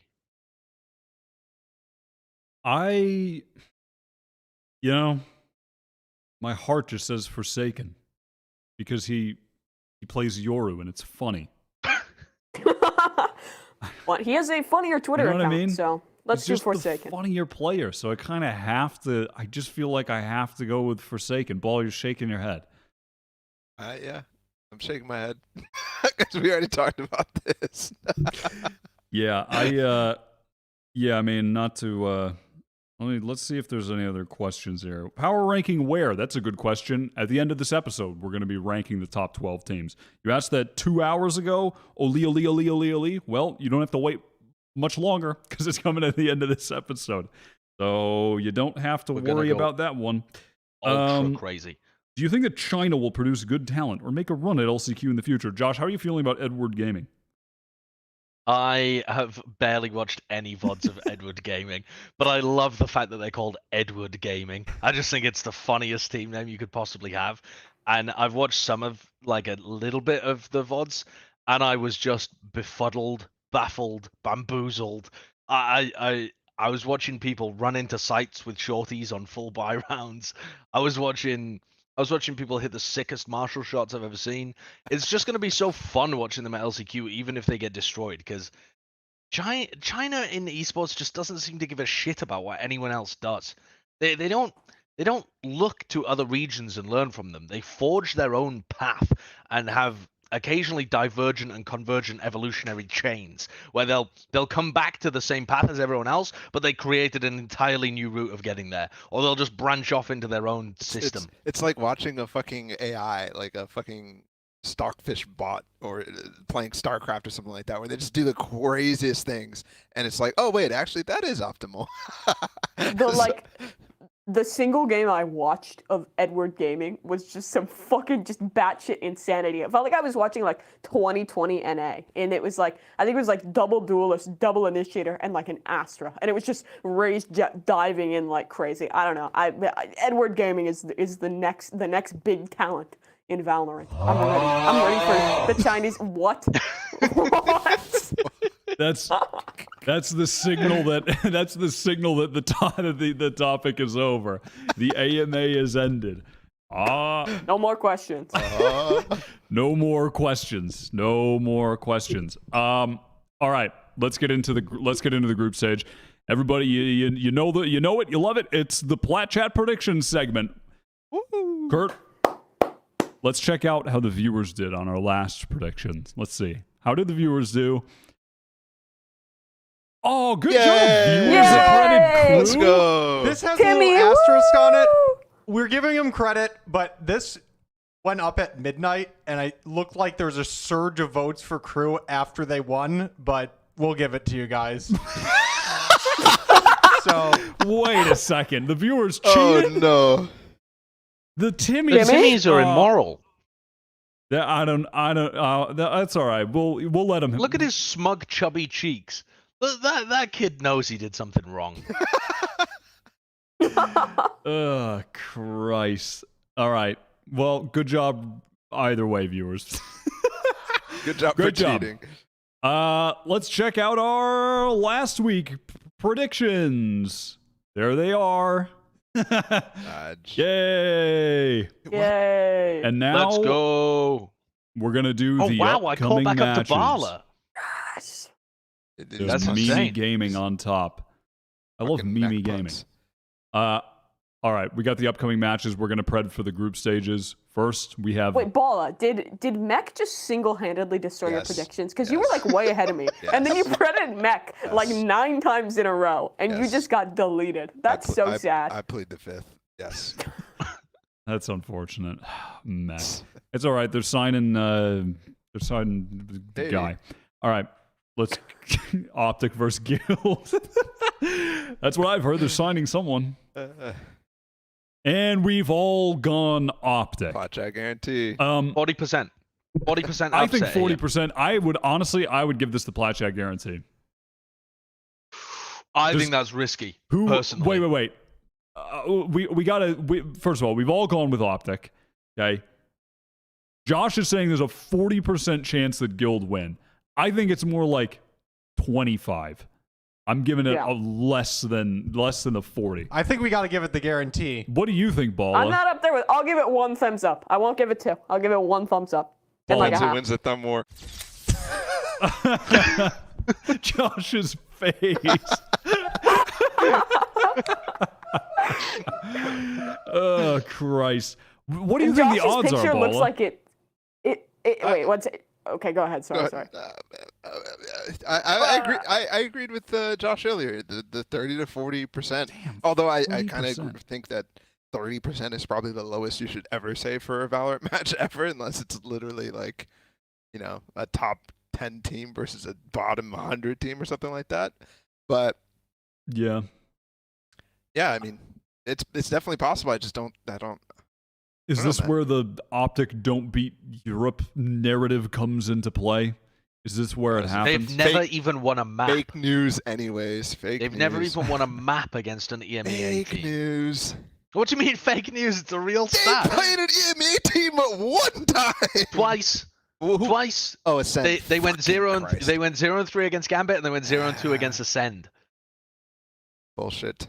Fake news. Yeah, not fake. Grand not final. true. Not true. Grand final, and then COVID debuff. Yeah.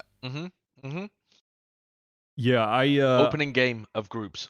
I've just kind of lost my faith in Guild. I think they have some quality players, but I just don't see them. I don't know. I don't. Individually, I don't see them being able to compete with Optic, and in regards to the actual team play as well, I just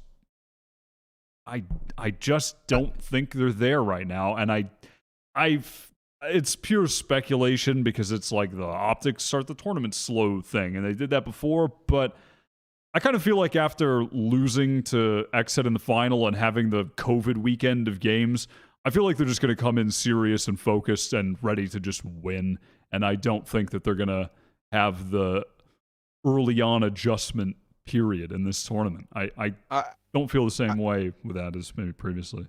I also think that Optics is really hard to prep for right now. You don't know what type of stuff they're going to bring into the tournament because there's going to be fresh stuff. And alternatively, they already have, and this is crazy to me to say, but they already have probably the most compositional flexibility at this tournament. And the reason why it's crazy is just Optic historically was never like that until this year. But it seems like it's true. So it's impossible to prep for them, and I think Guild relied a lot on prep to beat Mech. And not that that's like a striking importance in their game style, but for a team like Guild to be the team like Optic, I think that is important for them, and I don't think it's possible. Yeah, it's like you can't prep really effectively against this team. It's your first match on like the real stage at this event. Optic, obviously, like you said, they've had lots of time to come in and prepare for this one. I think they're going to feel fired up. There's always a chance. I mean, Guild's not a bad team. We talked about it when we were talking about some of the individuals. There's like that pop-off potential. I'm really excited to watch Leo and Trex in particular at this event, but yeah, I just don't really see it happening. Let me try and go into some more details though as to why I believe there is a serious upset chance here. It's not just because of the intangibles of them starting slow, etc., but think about the map pool here, right? Guild's best maps by far are Breeze and Haven. Optic have been letting Breeze through. They look great at Breeze right now, but they're going to allow Guild to play on one of their best maps too, where Guild have a shot of being able to take it. Guild have much more history of being good at that map. Optic have played it a couple of times where Victor's gone fucking crazy. All right, probably still give it to Optic, but you're getting your best map through there. I think they also, you could argue that Guild's best map is Haven rather than Breeze. Okay, they're probably still going to get Haven through the pool as well. Do you ever see Optic banning Breeze or Haven in the current situation, in the current, in their current pool? I don't really see that occurring. Maybe they try and get rid of one of them in the second round. Either way, Guild get whatever map they would like between Breeze and Haven through first time. And I also think that the Optic Haven comp that they've been running recently, the one with the neon where they're, you know, like going crazy, the one that they've been running for a while, it just is looking worse and worse on the defensive side against good coordinated Jet Sky teams. And I think that that is going to be an issue for them in the same way that it was against Exet. They had barely got any rounds on their defense side against Exet. And I think Guild are not as good of a team as Exet are, but I think Guild still have some of those qualities that are going to make them dangerous to play against Optic on Haven if they allow that one through. So, I mean, it's not like they've been playing a lot of the Jet Sky stuff recently, leaning more towards the Raise Fade instead. But I think that Guild have the opportunity to flex over to that kind of stuff. It's what they've been running in the past too. I think it's slightly dangerous because of the map pool and where Optic's defense side Haven is looking at right now. Yeah, I think that's pretty fair. I think Haven would be a good map for Guild to capitalize on. I think if they end up playing Breeze, even though I think Guild's Breeze was good, Optic are just white hot on that map right now. And I just can't see even a team that's good on it like But Guild. it's also like you said before. At the moment. I think there's also a chance that Optic just change again, and then they just go back to like the Fade Raise on that Haven comp. I think they'll realize that there have been some issues there. Like there's also just that world where it changed. I think I agree with you. There's a possibility. I think there's a good chance that Guild could maybe at least take a map in this series. But I think it's just like very first match against Optic with how flexible they've been as of late is never a good position to be in. Yeah. All right. Let's move on to the next game. We got Loud and we got KRÜ, the other matchup in that group. Are we all going with Loud? Yep, we're all going with Loud. And I don't. Are we? Would Mr. Plat Chat allow us to do 2 Plat Chat guarantees in one prediction segment? If you guys deem it to be, yes. I think this is more guaranteed. This is like 100%. This is where the streak gets broken. KRÜ have never lost to a team from Brazil. It's fake news. It's fake news anyways. They never played against this core. They never played against Vikings. They would have lost to Vikings anyway. So, I mean, it's just whatever. Okay. I'll allow it. Plat Check guarantee. I'm so angry. I feel really confident about this one. I feel like 80-90% chance Loud win this game. The 80-90%. Even after Balla said that no Valorant game should be higher than 25, 30, something like that. I said top 100, by the way. That's I want to back that up. I mean, that's top 25, top 50. You're actually in the tier there where it's like it can finally escape 20% when they're playing Loud are playing against us. Yeah. When Loud are playing against us, then we're less than 20%, but that's about it. Yeah, I mean, this is kind of this is the Plat Check guarantee for me. Loud, and KRÜ would not be in the form to be able to beat Loud. Is that what you're going to say? Come on. I mean, yeah, I'm keeping it simple. Listen, it just simply should not occur. It simply should not occur, right? Yep. All right. Cool. Next up, this is where we get into wacky land. We have FPX versus Xerxia in the second group. And, oh my God, oh my God, we've all gone Xerxia. What is going on? But I don't think it's that crazy. I mean, FPX have subs. Xerxia have the LAN experience. Surf is an animal. Nah, y'all are crazy. Gary's Y'all crazy. are crazy for this, bro. I'm swapping this one. There is just no world in which we can all be Xerxia. I mean, I really think I understand that Xerxia is not a bad pick here, but all four of us being Xerxia is not just just all four of you. It's everyone. What? Avast and Bren I mean, also everyone's- pick Xerxia. I assume it's just because we're all assuming they've got a lot of subs. Even if they had their Yeah. full roster, I would still go with Xerxia. I would not. That is where we differ, That is sir. fucking crazy. That's where we would differ. I would still go with Xerxia. They've got the firepower, they got the LAN experience, and they've got the first match of the LAN buff. Xerxia go crazy in the first match of the LAN. They're going to show up, they're going to go And that's fucking not nuts, fake and they're news, going to expend by the way. their That's energy. just the truth. That's the Dude, truth. Surf is God's gift to Valorant. Sushi Boys is flexible. He's looked fantastic on the Killjoy row. We've talked about these guys already. If FPX have subs, they stumble here. It's a first match. They lose. Xerxia, fucking best team in the world. I They're want my points back if Shao and Sugetsu aren't here, or if Mimi's lied about seeing Angel in the lobby. If Angel is still in Ukraine I'm really and he bad didn't with eat a faces. fucking croissant, That's why I said it looked kind of like Angel. He was sitting with the FPX team. He looked suspiciously like Angel. I've never met Angel before. He was probably Angel. You're the one that looks suspicious. You're creeping around looking at the FPX players, asking them what they're eating for breakfast. No. I would officially like to put in a request for a refund if FPX have to play with more than one sub. I'll Nope, stick to can't do FPX it. if they play with one sub, but No. if they have Shao No. and Sugetsu out, I need a refund. You're committing, Nope. you're All or committing to nothing. FPX. is Xerxia. We veto, Sun or denied, rain, stamp no it. matter the conditions, you are locked in with FPX. You're on the SS FPX, sailing out into open waters. No matter what the weather conditions are, And if you have try- boarded the ship. If you try to get your points back, we are deporting you. That's We're locking it in. We're gonna lock it in. Josh with FPX. I feel very confident with Xerxia in that game. First match of the tourney, Xerxia are going crazy. All right, we have Psychopaths. DRX, Northeption, Pro Gaming Team. I didn't know it said that on the graphic. The Northeption Pro Gaming Team. I'm gonna go for a cheeky upset. Josh is just going to bed. I'm going Josh bed. is actively.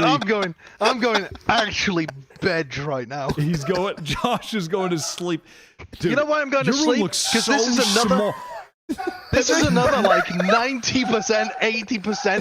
DRX do not lose in groups to APAC teams. They simply don't. You've lost your mind. DRX are winning this game. They're smoking up. They were good against Paper X last time. They're going to be good against Northeption. They're the perfect style to match up. Bedge. I just love the look of your room. I mean, your hotel room. it looks like in a fucking isolation crazy chamber. With this full screen, They like, just got him a little cube to live in. They've actually isolated Josh. Oh my! I mean, look at him just peeking out. Oh my god! Hush, little baby, don't say a word. I was gonna buy you a mockingbird. I'm just here are my thoughts. Cheeky upset. Fuck it. Any counterpoints? Any counterpoints to that? DRX has beaten Paper X, who is just better Northeption. DRX is a top 4 team at this event. All Based. right. I like that comment. Balla, I'm going to let that one sit. I'm going to let that kind of marinate in the viewers and audio listeners' minds as I once again remind them that we're going to be doing power rankings soon. So I want to let that comment marinate, okay? Now, we're on to the bold predictions. Who will make the finals? This is so stupid. Who do we got?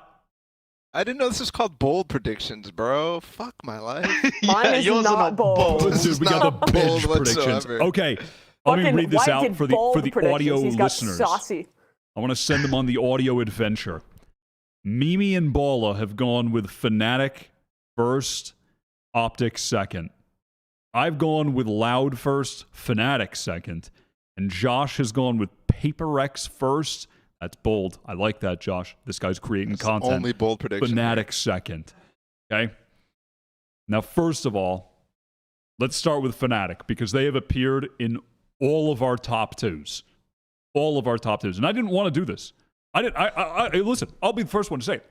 I didn't want to do this. I don't want to put EU in the top two, but I had to do it. I just had to put Fnatic in the top two this time.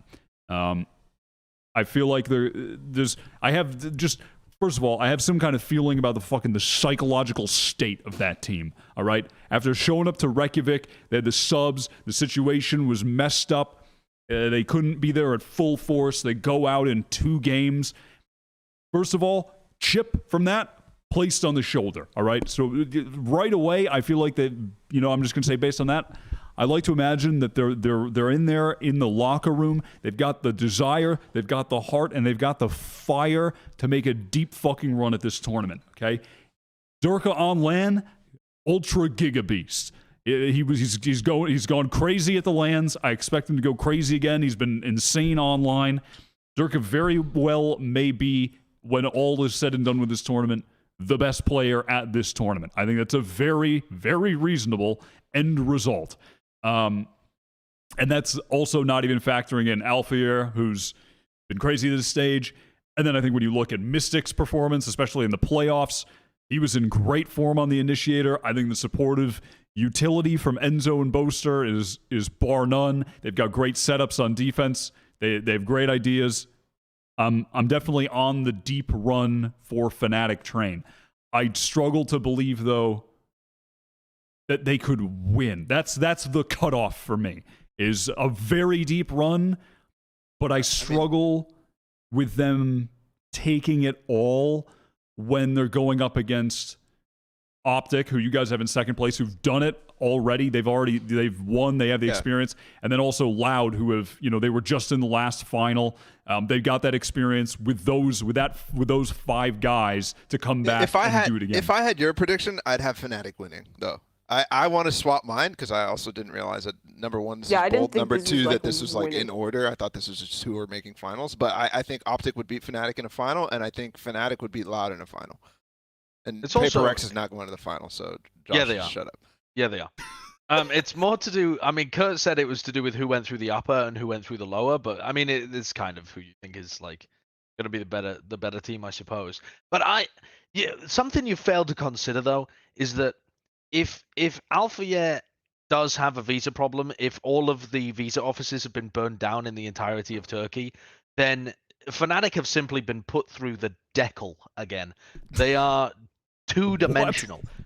The decal, look it up. It's a device for flattening paper and making sure that it is thoroughly 2-dimensional, perfectly flat, no deviations. Right. That is what's going to happen to Fnatic if they have, if Alphayer is unavailable, even for a game. Even if he's like he's there for the playoffs, but they have to make it through the group or something. They're going through the decal. They're going 2-dimensional. Wait, they have time, right? They're the team that made it to playoffs. They're auto into playoffs. Sure, of course, yeah. Sorry, so they're already in playoffs. I'll fucking get on a boat right now. I'll go swim to fucking Turkey or wherever, and I'll bring him. But even if he's able to make it, and I hope he's able to make it, then you've also got a situation where you're relying so heavily on a 17-year-old player that hasn't got that level of experience. And I think that's where you've got your Louds and the other players of Fnatic, like Durka and like Mystic and stuff, that have that ability to lean on that prior experience and draw out big matches. I've got Fnatic in my second place as well, but to me that is a bold pred, honestly, because I think there's more variability with them than there is with Loud. I think if I was going to take it safe, I would have gone for Optic or Loud, but I think Fnatic have the potential, but so much of it relies on Alphayer, and that's going to make for a volatile run. There's a world where they do far worse than expected because the guy just doesn't turn up. I mean, either metaphorically or literally. And there's a world where they crush and just win the whole tournament. I mean, I think we're guaranteed to get a Giga performance from Durka. I think this team has like some of the best ideas of how to play this game. Their icebox is impeccable. I know some of their other maps have been in question at times, but I think when they switch their comps around, they're coming in with really good ideas. I think their implementation of Fade Rays has been good. Enzo, especially in the online time, is super impressive to me and how he's been able to put himself into this team. I think that even if Alphier starts slow at this event, it's fine. I think they could win like a first round matchup early days in the bracket with him having some slower performances. I don't know how they would fare if they did have to sub someone else in for him, but I have faith that he can step things up in towards the end. My Fnatic stocks are otherworldly. I'm very much invested in this team. I think that Optic would probably beat them in a final, just because of their adaptability and also just the level of experience with just the entirety of their team, whereas there is that kind of reliance on a newer, younger player over at Fnatic. But I still don't think it's that crazy to think that they're pretty likely to make it that deep into the final. I think Loud, like you said, would be that biggest competition. But again, I think they're just really good, again, when we get to that late stage, or at kind of anti-stratting those squads, finding the right ideas to come in and be able to win that match. The real dark horse, by the way, is DRX. That's completely missing from any of this. Just by the way. Balla? Hold on. I'm just saying. Okay. We'll get to don't that. Forget, guys, we're doing a power ranking. We'll get to that. The power ranking segment coming up next. We'll get to that. Yeah, I mean, I hate to not have Optic anywhere in my top two because I do think that they can absolutely repeat. I believed in them at Reykjavik. That's enough, okay? The belief tap has been turned off now, and I'm sure that'll fuel them even harder. I guarantee they do not watch Plat chat, but someone that they hang out with will tell them, Plat chat didn't have you in the top two, and they'll just be fucking mad. They will scrub through the episode for the screenshot so they can get the clout. They need to find some kind of. They need to find some kind of chip on the shoulder, something to invigorate the fires. The proverbial coals need to, they need to exist from somewhere. Why? And we will bring them. That's cap, bro. They don't need that shit anymore. They have it already. They have that motivation to win now. They're changing comps, guys. I mean, it's already a done deal. They don't need no motivation. Got it in spades. They create the us v them mentality even when everyone believes in them. So yeah, they can fabricate it at this point.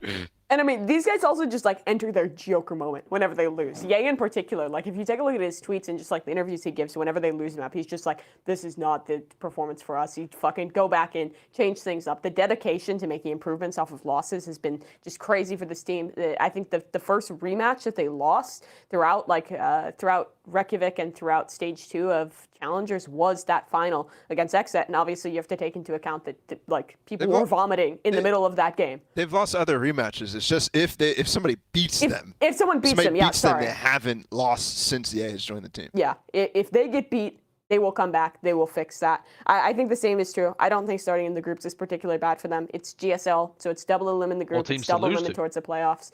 I think they just keep going. Yeah, it's a good thing. I mean, you lose early to Loud, you meet them later, you beat them. You soak up all of that revenge juice. Free storyline win. Exactly. All right, we're going to take a quick break, and then the rankings. It's time to do the power rankings. We've been teasing all episode, so we'll be back in a few minutes. I'm going to get Mimi water. gave me a wireless headset, and I'm so tempted to go and do what Connor did and just piss. No, I'm not gonna do it. Please, no. Please, take the headset off. Please, don't just mute the headset. Like, stuff the mic somewhere. There is a mute button built in.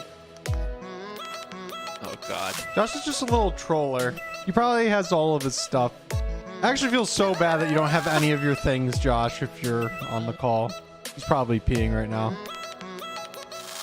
But that sucks. How do you think the flow is, Kurt? Josh's flow is probably awful. Have you seen that? How that guy eats? He doesn't drink water either. Like, it's probably just putrid. Let's talk about something else. Like our members. Thank you, members, for becoming a member. And we did see the super chats that came in earlier, but we saw them a little bit late. They're very nice. So thank you for the super chats as well. Yeah. Shout out to Turi Ipip. I promised I'd play this song last week, and here we are. I'm a man of my word. And we do have a new emote if you are a member. It's just LOL. I'll put it in chat right now. I'll try to make more emotes. Specific emotes? Yep. There's no prefix or suffix required for YouTube. It just works on your channel. So I just made it LOL with Wyatt's eyes just bleeding. Or bloodshot, I should say. Some people were asking us as well, Kurt.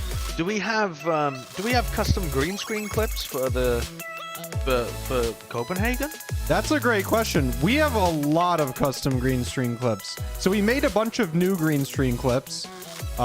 We have some special ones with the guard.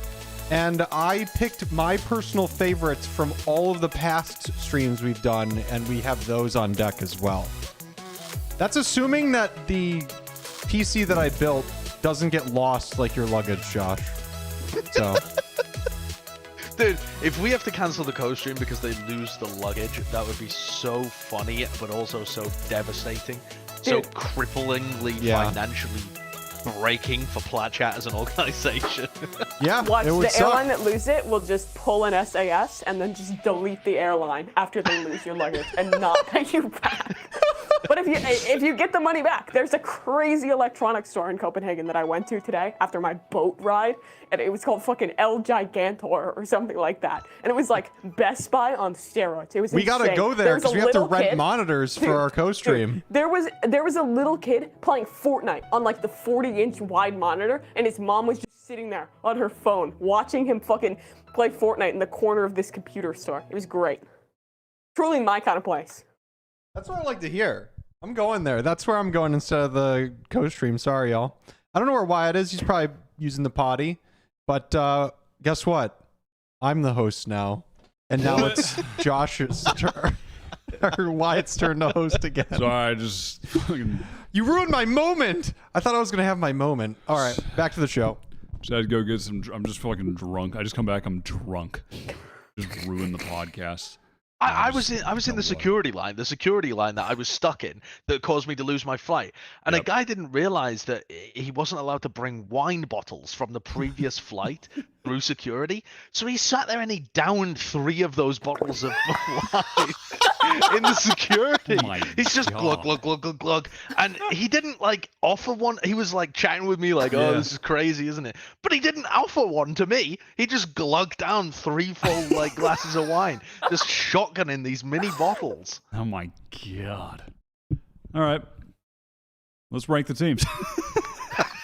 Yeah, now Mimi's just gone. Mimi, are you there? Did your camera fall? Green.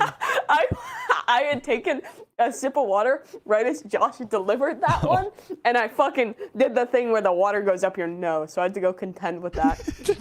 he's just so funny and goofy that I lost it once and for all. Hydrate your brain. That's how you do it.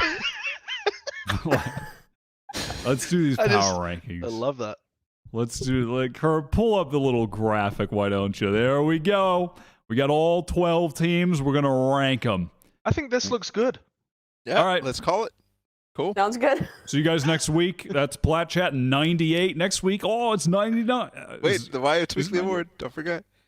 Oh yeah, you can have it again, Balla. See you guys next week. You can just have it again. We'll see you next week. That's fine. Cool. Okay. Number 1 optic. I just grouped these based on regions, and that's it. Gotcha.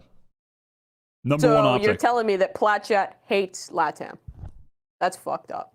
I put LATAM at the bottom because KRÜ qualified last. Reasonable, that's the only honestly. reason. That makes sense. Reasonable. That makes a lot of sense. Are we going to keep optic at number 1? I'm okay with that. Nope. Fnatic. Everybody had Fnatic in the top 2. I mean, come on now.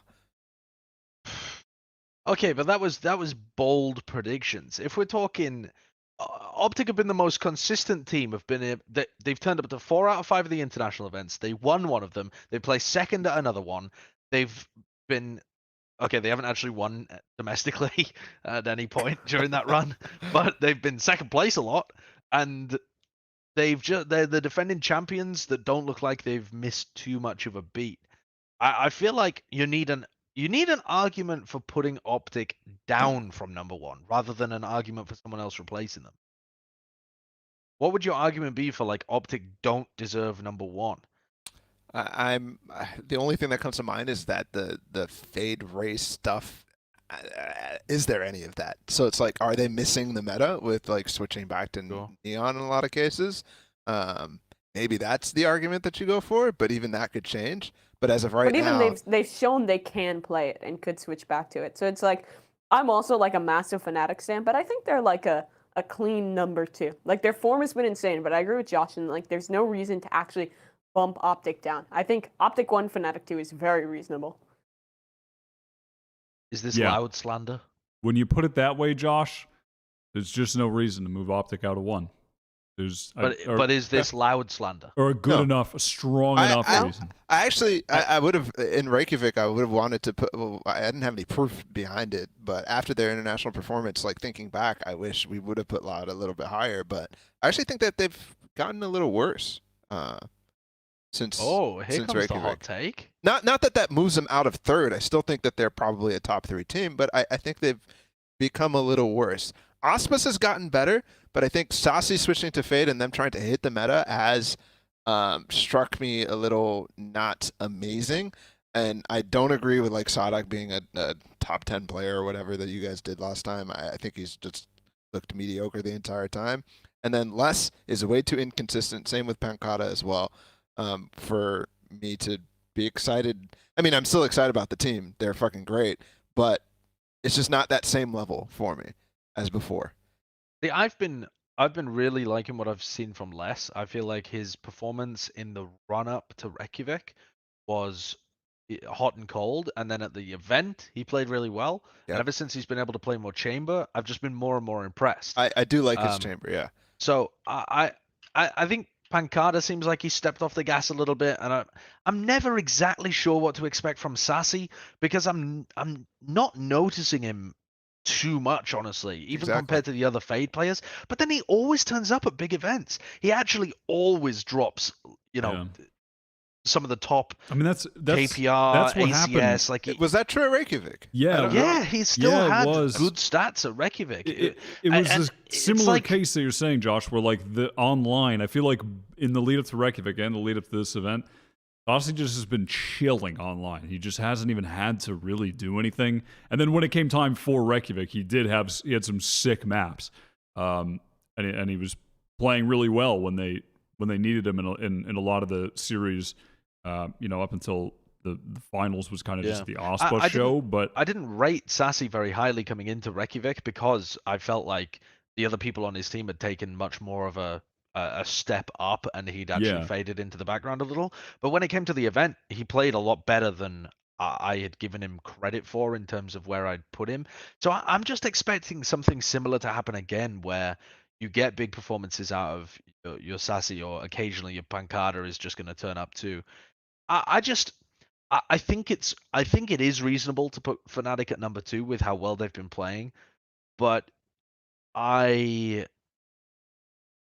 just interested to see and follow Loud because they've been hyper consistent.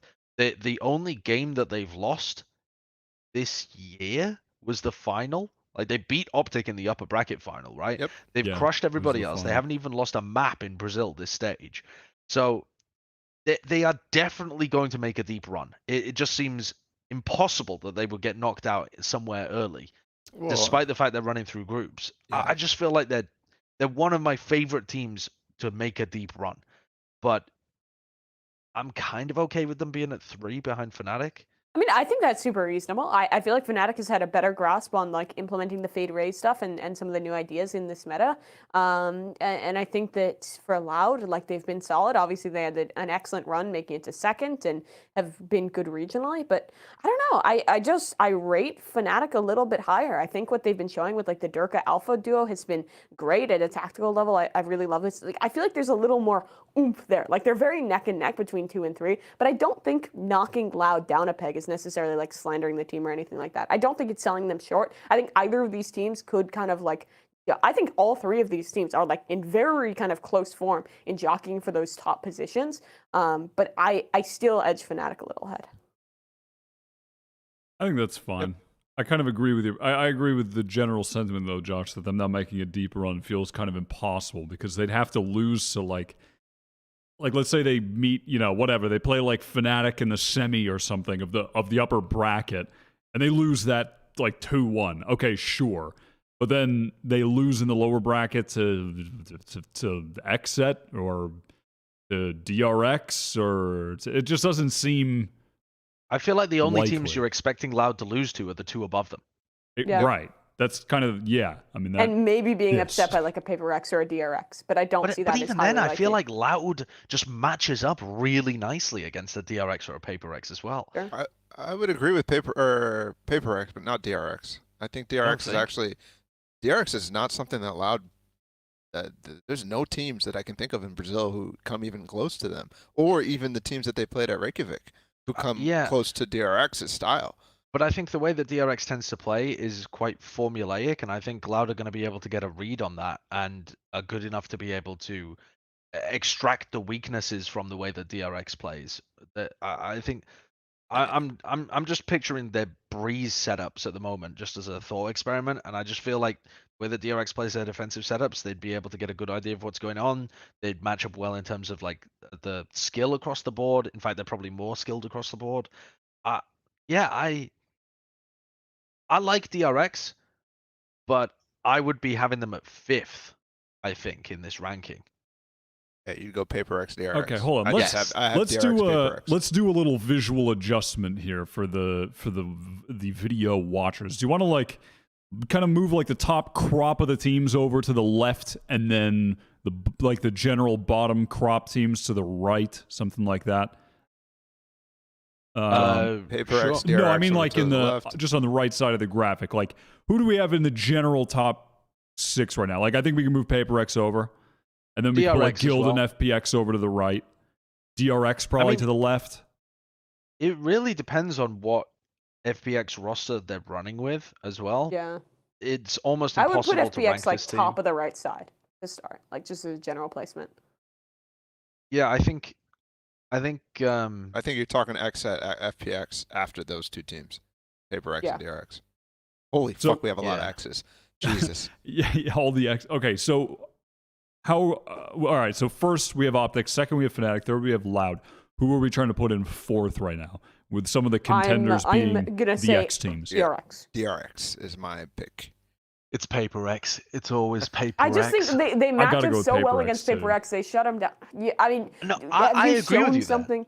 I agree, Mimi. I think head to head, DRX could win, but I think it's going to be similar to Reykjavik, where Paper X are going to match up so much better against way more of the teams that they actually end up going deeper than them. It doesn't matter if you can beat them in a head to head, because unless you're directly going to stop them from, advancing in the lower bracket, they're going to be able to beat more of the rest of the field. That's how I feel about Paper X. I think you have to be very clean and have a very specific style to be able to counter Paper X. And I think there's very few teams that are going to be able to beat them. Yeah, I agree with that, but I also think that DRX is the same way. I mean, this is a team that I just talked about how Loud has never played against teams like that. The only guys who are going to be playing against teams like that is the teams from Korea, maybe the teams from Japan, and then EMEA and NA. And I'd say Northception is just completely different anyways. But still, like it's DRX has so many protocols. They are meticulous about what they are reacting to, and they have way more of those type of trap plays than they have in the past, in my opinion. Plus, they've already proven, and this is no longer we're not talking about them anymore. I think that their performance at Reykjavik proved to me that they should be a contender forever and always. From this point forward, even with what everybody's already talking about, RB being an underperformer in important series down the line, I think they've gotten better since then, even though they're playing in a weak region, whatever. All that stuff has pointed me to think that they're going to be better here because they now know the pitfalls that they went through at Reykjavik, which was losing to Optic in a very, very close series, and then losing to Zeta, who was just completely anti-stratting them in that second time they matched up against each other. But isn't that brutal? The fact that they lost to Zeta the second time around after they smoked them, like the anti-strats. The Zeta was anti-strats are one insane. thing. I Yeah, mean, they were. That was like peak Zeta. It was peak Zeta, but Zeta made such improvements over the course of the event. I've never seen that from DRX. I've never seen them be better towards the end of an event than I have at the beginning. They're always playing their best Valorant at the beginning of the event. You never see like evolution, adaptation, anti-stratting. These things just seem absent from the DRX vocabulary and portfolio. They come in with their game plan, they execute it from the very beginning, and other people seem to get the read on it the deeper they go through the tournament. And I don't see in their games currently that that's changed. Maybe their competition isn't good enough to demonstrate that. Maybe this event can be their breakout event where suddenly we're like, oh shit, it took them a while, but now they're finally fucking here. But I don't see enough of it right now in their online game to have confidence that it's different this time. I just feel like it might just be the same shit again. Same story, different chapter, I suppose. I mean, I just think if we're saying, like, I think it's very fair to say DRX matches up well against PaperX, they would win in that head-to-head. I think even in towards the later parts of a tournament, I think, well, they haven't been tested that much at home. DRX is still at a point where they've been steadily improving throughout these events. I think a lot of those teams that were rating lower, well, I agree with you that I think DRX can suffer in kind of late tournaments when they start to get anti-stratted. I don't know. I just want to believe that they can make those adjustments, and obviously even at home they were continuing to press that through. I mean, the competition in Korea has gotten better, but they're still flattening everyone. I think that's enough to disagree with that. I think the competition You don't think so? in Korea's gotten worse. I think it's gotten worse actually. Yeah. But also, I mean, yeah, they still haven't dropped a map, right? That's still impressive, Sure. even if the competition's not that great. I mean, yeah, But I was thinking mostly about like Morrow, and I think maybe some improvements there. But regardless of like the state of Korea at large, I still think if we're valuing DRX above PaperX,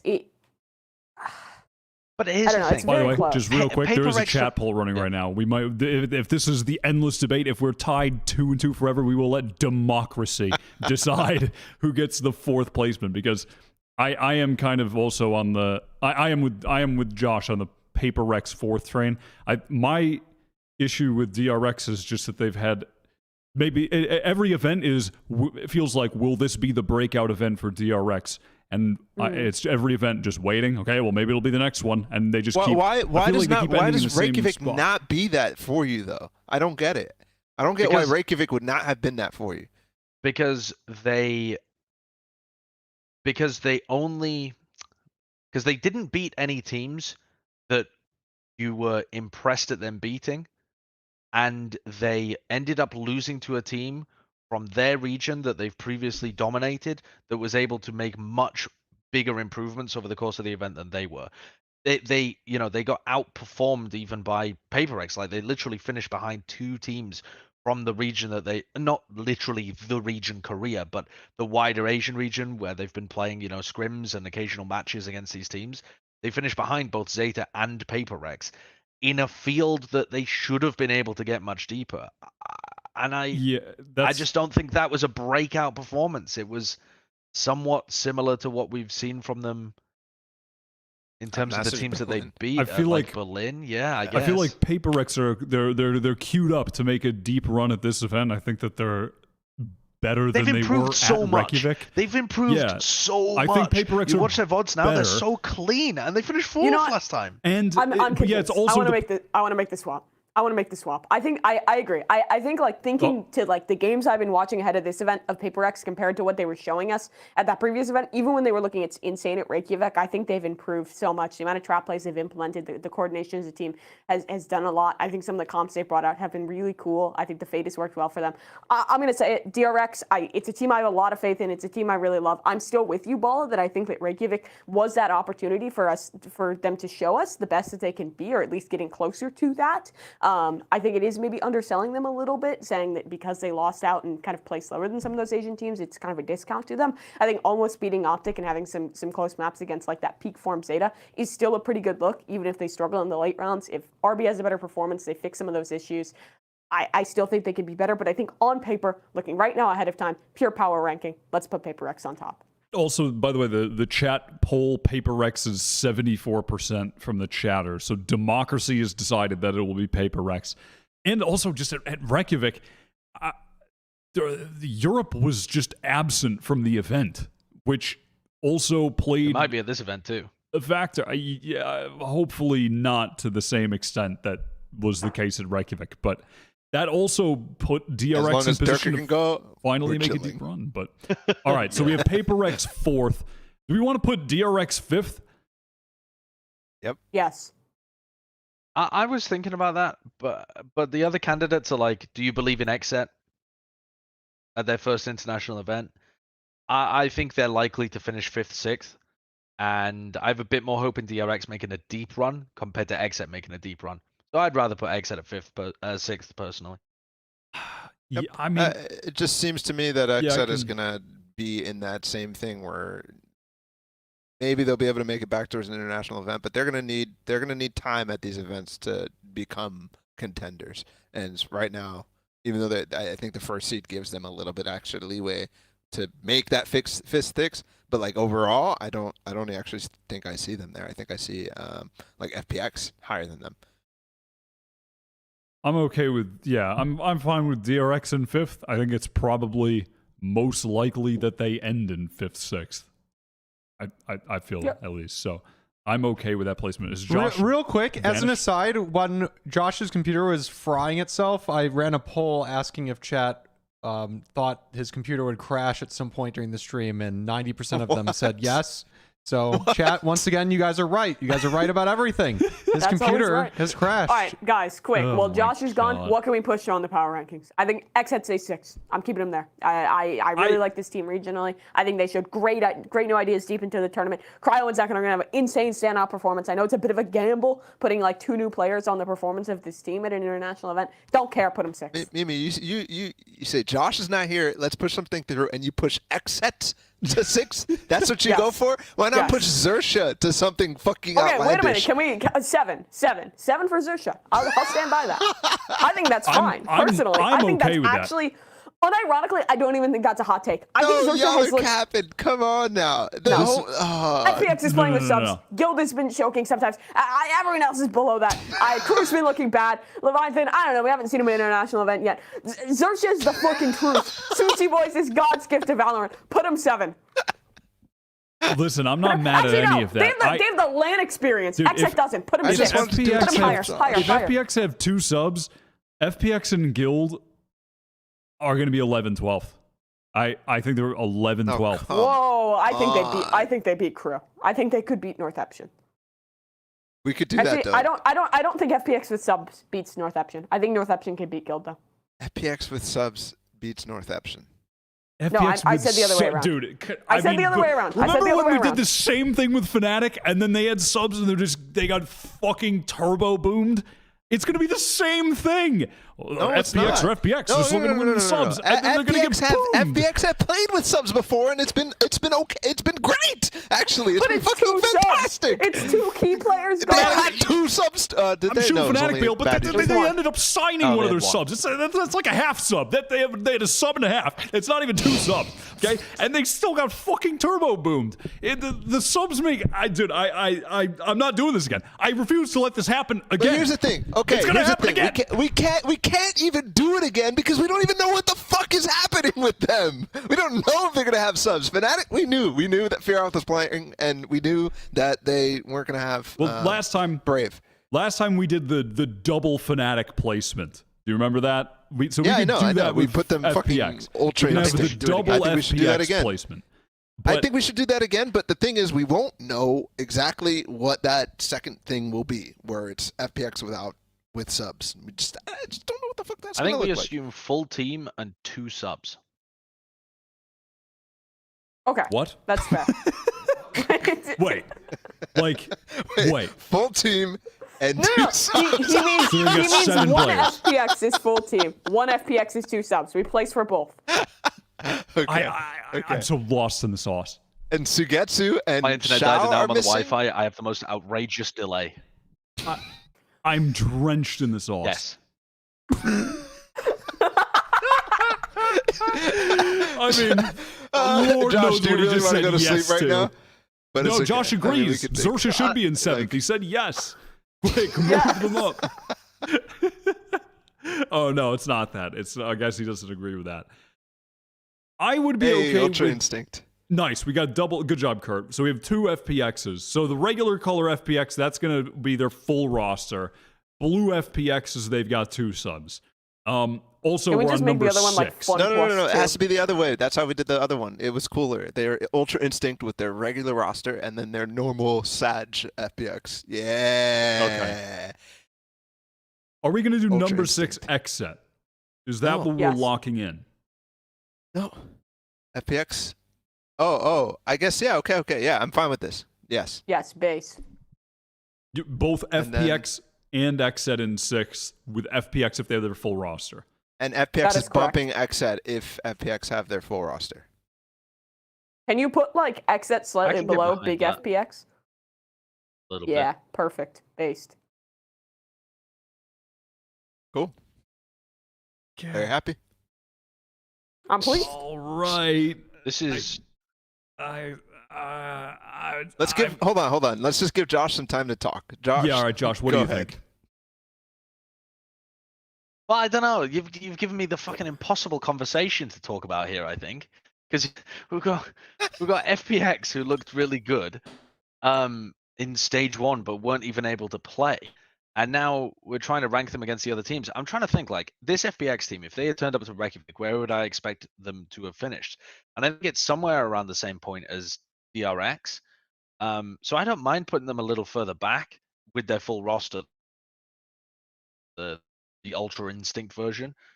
I'm just questioning whether or not we're undervaluing XSET here a little bit. I mean, they did look really good in their run throughout the playoffs, but I think so much of it just comes down to which Cryo and Zek can turn up. So again, players without too much LAN experience. I think I'm fine with this overall. I think 5th 6 has to be perfect for XSET. I think in the most likely result for XSET is they probably win 1, lose 2. I think that's a very possible result. They either get like louder optic in the first round. Okay, they lose. They could even lose a close game, and then they or DRX whomever. Then they go in the lower bracket and they're playing against Leviathan. They're playing against Zersha or FPX or North Epsion or whoever makes it out of that group. Like those are all really winnable games for So them. much of it just comes down to how the bracket draw works, though, right? Like Yes, with the placements between coming 5th, 6th, or maybe even 4th compared to 7th, 8th, I think is going to come down a lot to bracket draw, because when you can go up against like a Fnatic on one side or an Optic or Loud or whatever on one side, and you can go up against a Leviathan on the other, that is, or whoever the second team is that makes it out of Group B, if FPX end up playing with subs, there is going to be some wild disparity in the playoffs if you think about the teams that are where we power rank them and where we're expecting them to be competitive. Some of those teams are just going to make it through to playoffs. At least 2, probably. Yeah. I think 6x set is pretty reasonable, though. I'd like to move on to 7th. I feel like we can lock that in. I mean, this is where Search 7. Things are going to get chaotic for these final 6 spots. I'll tell you that. Right now we have Zersha in 7th, which I honestly, I would, I think I'd be okay with it, but no. I mean, I'm struggling with like Zersha. Leviathan are going to make it deeper. They're making it into the top 8, so it's almost like you kind of have the power ranking. Well, but it's power ranking, so fuck it. If they're not a top 8 team, they're not a top 8 team. But I do think it's reasonable to have them around that tier, regardless of placement. I don't think that's unreasonable. No, I think Guild is better than them. I think Northampton is better than them. I think in terms of like possible performance, Zersha, like I said earlier, I think yes, they could be like a dark horse who overperforms like crazy the expectation and where we would rank them. But yeah, I mean, I think that these teams just by default are better right now. I mean, Guild. I think Guild is by default better than Zersha. Yes. Because I'm not 100% confident about that. I mean, I think what have they done recently? I mean, in the recent history, Beat they lost to Mech. Navi, they beat Mech, they lost Navi to... was a close game, and Navi is better than but is it's Navi. underrated. No, Navi's Yeah, but- underrated. No, Navi's underrated. okay. Also, Yeah, that game Navi's didn't even underrated, matter but- for them at that point. I mean, that's It did not matter. You're true. That's actually very So true. that It did not game's matter kinda- at all. They were What, it still the literally first seed in didn't that matter group. at all? It didn't matter at all no, for it didn't Gil. matter at all. I mean, Oh, the more okay. relevant Alright, fair games enough, then are ignore Navi.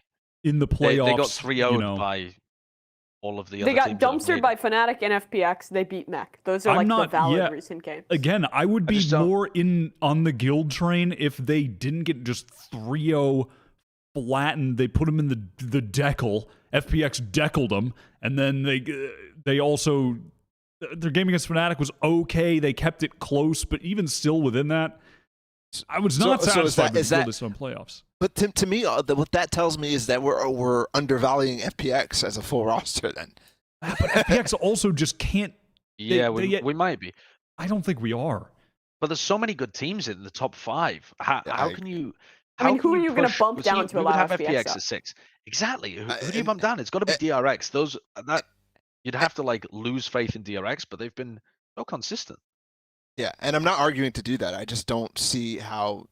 Like, to me, that the 3-0s doesn't tell me that Guild is drastically worse than Xerxia, you know, or Northeption or whatever. Any teams. That I don't you would think they're put there. drastically worse. The question you said that they would by default be above them, which was part of my question. I think they're the same tier. Oh, if we were making a tier list. I'm here, not. I guess would I'm have not Guild and talking Xerxia in the same results default wise. I'm talking just by, you know, the skill level of the players, what I'm watching, that sort of thing. It's not just like by results or something like that. What I mean is, I truly believe that Guild is just better outright, regardless of like performance spikes that you might be expecting from either team. Does that make more sense? Mm-hmm. Yeah. I'm just not sure about this crop of teams, man. I'm really not sure about them. All right. I think. Does Guild just rise to the top of the pack by default? No, is that come just the where they're fuck sat? on. They No, don't. That's I so. think- They don't. I They don't. think it's And I don't want Xerxia to 7, keep Guild harping 8. on this, but the dude, Guild and FPX with subs are not making it deep in this fucking tournament. There's just no way. It's not going to happen. No, they're not. But this It's isn't not even going to deep. happen. We're talking about like 7th, This is 8th. where we That's do just it. like I mean, sneaking here's the into thing, This playoffs. is where That's not this is deep. where we We're- put the EU teams that are not going to do well above the teams from fucking Asia that are actually going to do well. This is where it's happening. I want to make that very clear. This is where it's happening. Sorry, and we're hold doing on. it again. Team Liquid. Oh wait, Team Liquid. Oh, they were ranked, but they did place better than them actually last time around. But, oh wait, okay. G2. Oh yeah, they also placed better than them last time around. Well, yeah, Even though because the G2 were Indians the best fucking team that was sent. So yeah, Fnatic are high on the list. Dude, I'm losing my this time shit today. India I'm losing actually my had a fucking real mind. I can't wait playoffs. until this is all You know what I'm fucked saying? again. I'm losing my mind. I'm losing it. Northampton beat Zeta. If Zeta was here instead of Northampton, where would you put them? Because you guys aren't rating them right now at all. We're not rating them because we're not done with Guild, but Northeption is going to for me Guild Northeption. Sorry, not Guild Northeption. I fucking have Northeption, then Guild. I'm trying to get Xerxia the fuck out of here, and those teams the fuck up. All right. I had a fucking moment of meditation while you guys were yelling. I got you out of my ears to think, to fucking analyze for a second here and get things straight. And my decision, at least my fucking power rankings, Xerxia, Northeption, Guild. I mean, fucking Christ.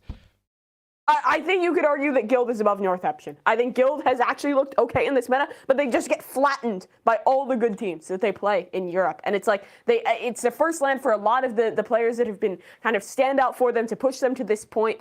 I just can't put faith in them ahead of the event. I'm not saying that they don't have potential to make it deep, but it's like I have faith in Xerxia. They've showed me they can be good in these situations before. Online, they've showed that they can be good. They have great ideas. They have great players. They have the experience. Like, I think Xerxia's up there. I think Northeption just has the crazy, like, batshit wild player caliber and, like, style that's super tough to counter. I don't think Guild would match up well against that. Like, I think it's a pretty reasonable argument to place Northeption up above Guild. I think we should also just, like, flatten FPX with subs, Leviathan like, all the in way down. 7th. I think like Leviathan. Josh No. is just silently stewing. I mean, and then just Leviathan in 7th. Okay. Let me sell you on Why? this. Okay. We're not big on any of these other teams particularly. Okay, I know that Wyatt's really big on Northampton, and some people think Zersha can make it deep run or whatever. But we're talking about which team assume this power ranking we're doing on the right hand side is assuming FPX have subs, because otherwise everyone gets shunted down a place, right? Correct. So assuming FPX are playing with subs, we're kind of talking about Zersha and Northampton as being like a bit 50-50 as the other team to make it out the group. Okay, like much of a muchness kind of thing. I think we might be overlooking Leviathan. They have the fucking owner buff. They're coming into LAN. They're going to be prepped. They're gonna pop the fuck off. Takolia is gonna be doming people. They're gonna have they're gonna have a guaranteed spot in the bracket. Right. But more so than that, they've earned their guaranteed spot in the bracket by being better than KRÜ and all of the other Brazilian teams. They're South America.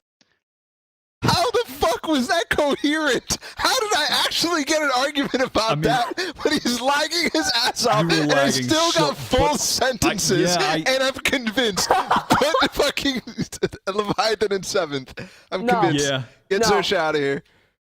Just put Leviathan in 7th. I believe now. Josh convinced me. He convinced me.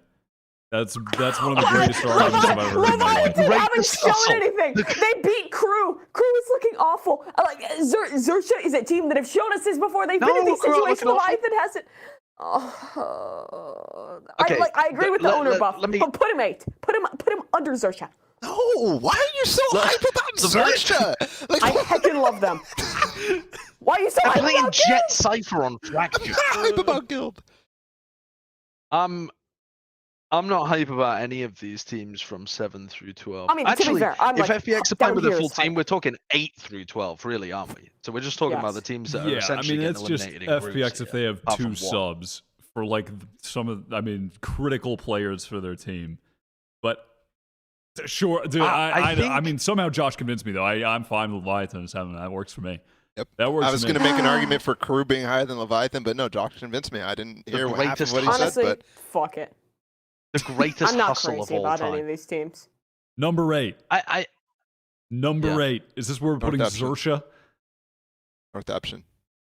I'm fine with Northampton there. I'm fine with the Zersha there. I'm fine. I mean, I think either or is probably fine because I think both have a higher chance of actually being in the playoff bracket than Guild or KRÜ. That Group A, you're just gonna. I don't know. You're almost inevitably going to see Optic and Loud through. It's so hard to believe that Guild or KRÜ could beat one of those teams in a BO3 and actually get 40%. into the playoffs. So 40%. Oh my! Yeah, but even if Guild win that game, they still have to beat Loud then. And Like, they still would lose to Optic in a Loud. rematch. I mean, it's impossible. I mean, there's just no way. Their group is just. Yeah, I mean, it's less than a 10% chance that they make it out of groups. They have to beat both of them to I make just it did the out. That's math. crazy. So They have to beat one of them twice. No, they have to Honestly, beat like either KRÜ or Guild need to beat each other and then beat the team of Optic Loud that loses is the more reasonable way that would happen. All right, but it's Josh, still Josh so is unlikely. gone again. Josh is his laptop is just overheating. His legs are getting How really is hot. his internet so much worse than ours? told him to Me and Balla are both in the same building. I told him to connect his Ethernet cable again, and if it doesn't work, just to show everybody what it looks like, because I guarantee you. I went to fucking El Gigantor just to get him an Ethernet cable. I gave one to him. I gave one to him. Okay. And he's not even using my gift. It's so I'm back. sad. Welcome back. I went from my Ethernet cable lost connection for some reason. I say Mimi's Ethernet cable. That's yours now. Enjoy. She put a kill switch in it, and she activated it when I started talking about Leviathan. But now I'm back. Okay. All right. Let's power rankings. I'm of the opinion that I've been selling some Zersha stocks. I like them. I think they're a solid team. I think people underrate them. But Northampton is fucking crazy. They looked so good in that final. Put them up there. Put them 8. Put them fuck it. Put him 7. Put him fucking 7. Knock Leviathan down. They were insane in that final. This team has crazy potential. I think they need to sort out some of their issues. They have the stage experience, though. They have a style that's really tough to counter. Leviathan, I don't know if they'll be ready for that one. I think that if there's a team to like surprise us and sneak out of the group, might just be Northception. 7. If Northception are able to get out of the group, you know, if FPX do end up playing with subs and they're able to get out of the group, if they meet Leviathan in the playoff stage, I mean, that is just gold for them. That is, they have struck the river of gold, and they will be zooting up the power rankings because of the bracket that they found. There are some really good things about Northception. I like their fracture attack. I think it's really deadly. I think they understand it very nicely. I think their Ascent comp is really strange, and that can get them wins. They play Chamber Killjoy on Ascent. Really cool. And which Zeta ran at Reykjavik when they finally played Ascent. It's interesting. They played it once and it looked terrible, and then they played it in the finals and it looked really good. And then they're like Icebox, they're just kind of running at you. Same with their Breeze, they're just kind of running at you. But I think this crop of teams that you're looking at, 7th through 12th, will actually struggle with that a bit. But yeah, I think 7th is the highest they can go. I mean, they can actually place higher than 7th, but they can't be power ranked higher than 7th, in my opinion. But I'll throw the Japanese fans a bone and permit it. Thank you for allowing it. Beautiful. I think this is fine as is, actually. Guilds, by the way, are going to be mauled into this. I know that there's very little chance for them to do anything in the game, but I'm telling you, if they are able to play Haven Breeze with consistency, do you remember that Loud lost Haven 13-3 to Liquid, like a team that wasn't even supposed to be there as well. These teams that are like the third team in EMEA, they normally have a couple of maps that they're still world class on. And for Guild, they are still world class on 2 maps. And I think there are chances that they're going to be able to get given those 2 maps in series in their group. And they are going to be able to get upset wins against teams that we've ranked like 5 places above them or more. And I think we might be underselling them a bit here, but I don't want to go too fucking crazy on the Guild stocks because they're also completely inexperienced team.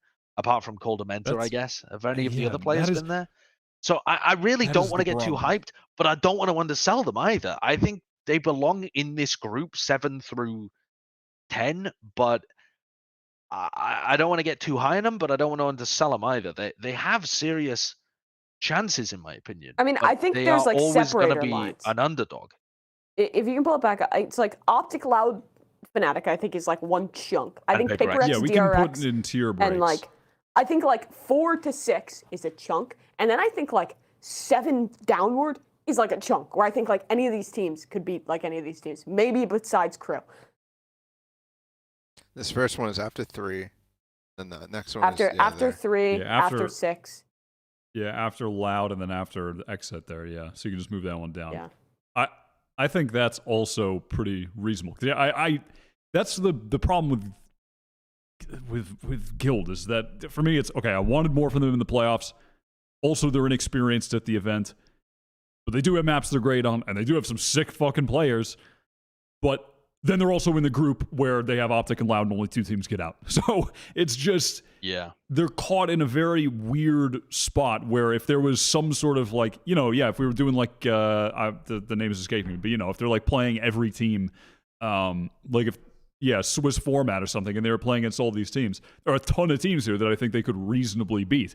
They're just not in their group. They're not going to be having opportunities to play against them. Like, can they beat KRÜ? Yeah, for sure. That is definitely a winnable game for them. But it's just the other 2 games they're playing. Just, I mean, they could beat Xerxia and Northception as well, I think, but they're just not in their group. Like I think they'd be pretty 50-50 in terms of which team you want to root for in those series. But they're just that's honestly the reason why I'm having so much trouble arguing for putting Guild up is just the group circumstances. And I try not to have that stuff, but I also want to look smart. So yeah, fuck it. Exactly. Guys, but also, are we putting... this isn't going to make us look smart. This is going to make us look dumb when they upset a team. When they upset an Optic in the first round or something like that, it's going to be the same kind of story that people are saying about Xerxes, you know, where it's like, they did it, they got the big win, like this team can definitely do stuff. And then even if they bomb out and they end up losing the rematch, like you could see them winning the opening game against Optic, losing to Loud, losing the rematch to Optic. That is, in my opinion, quite a likely outcome. Not the most likely, but it has a chunk of the pie chart where it could occur in our universe. And in that circumstance, where does that really put them? I mean, like higher than 10th, but where? I don't know. Fuck it. Yeah. On the flip side, I also enjoy looking stupid, so that's nice too. Yeah. and at the end of the day, tier lists are the cardinal sin against complex thought. So we've always got that to rely on. Just way too smart. I love Head sinning. expanding. Yeah. I think that, yeah, I think this is about this is pretty reasonable. I think this is pretty FPX reasonable. with subs Okay. should be underneath KRÜ. That's yeah, what that's I was about to say. I don't think KRÜ should be That's the beneath only it. one. Sure. Fine with that. That's the Just only switch thing. that. It's All with good. 2 subs. Because no Sogetsu, no Shao. With two subs. 2 subs. That's If- just If they have, If Sudetsu's there, then we were switching that. You know what I mean? yeah. I mean, honestly, Shit, if FPX are Sudetsu's just there, they're gonna be impossible fucking. to, Yeah, true. yeah. to rank anyway. It feels so bad that like Ultra Instinct FPX with full roster is not in that upper tier. It's crazy to me. But at the same time, I kind of agree with it. So it's like hard. Yeah. Yep. Well, if you're watching this video back, make sure to leave a comment and tell us where we got it egregiously wrong at this juncture. But I actually Another think Who is it? question. Who Do we is it? wanna- Who's the team that we got terribly wrong? I mean, Paper X. is it Because Paper they X should because be they're going to higher? win? No, they should be lower. They're gonna get hard countered. I just fucking I hate watching. I love watching this team, but I also hate it. It's just like it's an affront to intellectual Valorant in some cases, and then also it's like beautiful, and I want to caress it and watch it forever. I also think there's a world where DRX just like finally turn on their monitors and we're like wrong for rating them as low as we did. I also think like any of the teams like down in like the 7 to 12 doldrums. Like I think obviously we've already talked about how Guild might just like fucking be insane out of nowhere, but I doubt it. Northeption I think would be the most realistic from that bunch though to just pop off. Like their playstyle's just wacky and wild, and I think they're a pretty solid upset team. People are going to be. Leviathan's going to go on a run. They're going to be 5th, 6th. No, that happens at Champions, Josh. You're just kind of jumping the gun a little too early. Yeah, the maybe- owner buff maybe comes I'm a at bit- Champions. I think what Kurt was doing there is actually kind of based. I think having the line between Guild and KRÜ, I think that's pretty reasonable actually. Until KRÜ I think beat like Guild these in the 4 lower teams are bracket. kind of like a block. Yeah, who do KRÜ actually play against? They would play against Loud, and then Loud. the loser of Yeah. Optic Guild. So they're probably going to play against, probably Guild, but yeah. I think Guild wins that match. I think this is Whoa. reason. I think Guild win. I don't know whether there's necessarily a tier gap there, but yeah, I struggled the most ranking the 7 through 10 teams, so I'm fine with the tier gap remaining. what is the Don't likelihood care that means nothing. what is the likelihood that the critical error is that DRX get grouped and Xerxes and Northeption make it through, or FPX have their full roster and it's like FPX and Northeption make it through? Oh, bruh. What I really want more than anything is for DRX to just play well. Just please. Like, I don't want to have to keep saying they probably need to change RB. I just want him to turn up. No? I don't know. He's not going to. Yes, he is. This is his time. This is his breakout performance. Look, I mean, actually, just again, that image of the skeleton at the PC, just me waiting for RB to go off at LAN. I mean, it's just that's where we're at. But if it happens, then cool. It's just we've been waiting. Long have we awaited. The top 4 LAN players, like all-time at LAN, ranked by ACS, you've got Durka, Ye, Jing, and Aspas. So, listen, Fnatic, Optic, Loud, Paper X, that's our top 4 LAN players. There you go. RB That ain't cracking that list. makes sense to me. We're locking it in. It's official. You don't even need to watch the event. You know the exact order of how everything is going to go down. This is how the team certified Plat chat guarantee. Plat chat guarantee. All right, last segment, weekly award. Hit the button. Trophy before. Wyatt's weekly award. But who's getting it this time?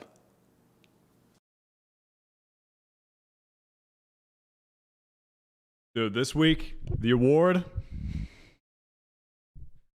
It's nepotism again. I'm giving it to Kurt. This week, I'm giving Kurt the award.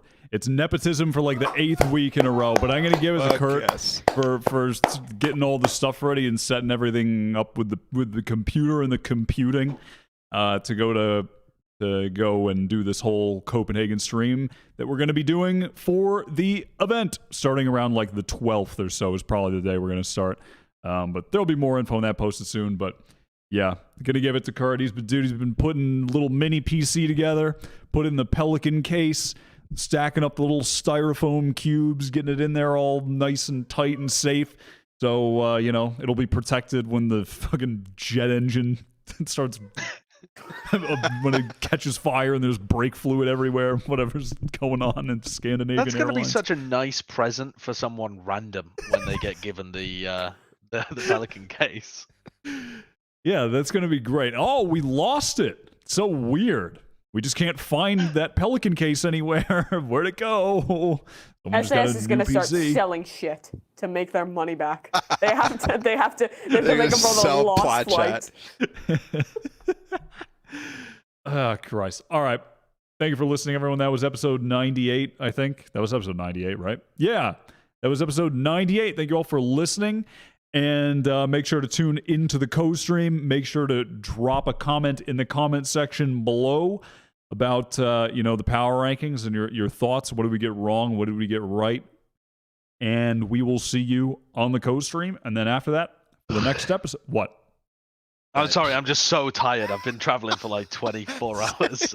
I'm just dying. I need food so bad. Unfortunately, I've been in like an adrenaline-fueled state recording this, and now I just realize I have no clothes and no toothbrush. Do you want some clothes? No. Okay, I mean, I have clothes. No. You're probably the same height as me, just like a little taller. Okay. All right. Josh, go get some toiletries. Bye, everybody. Bye.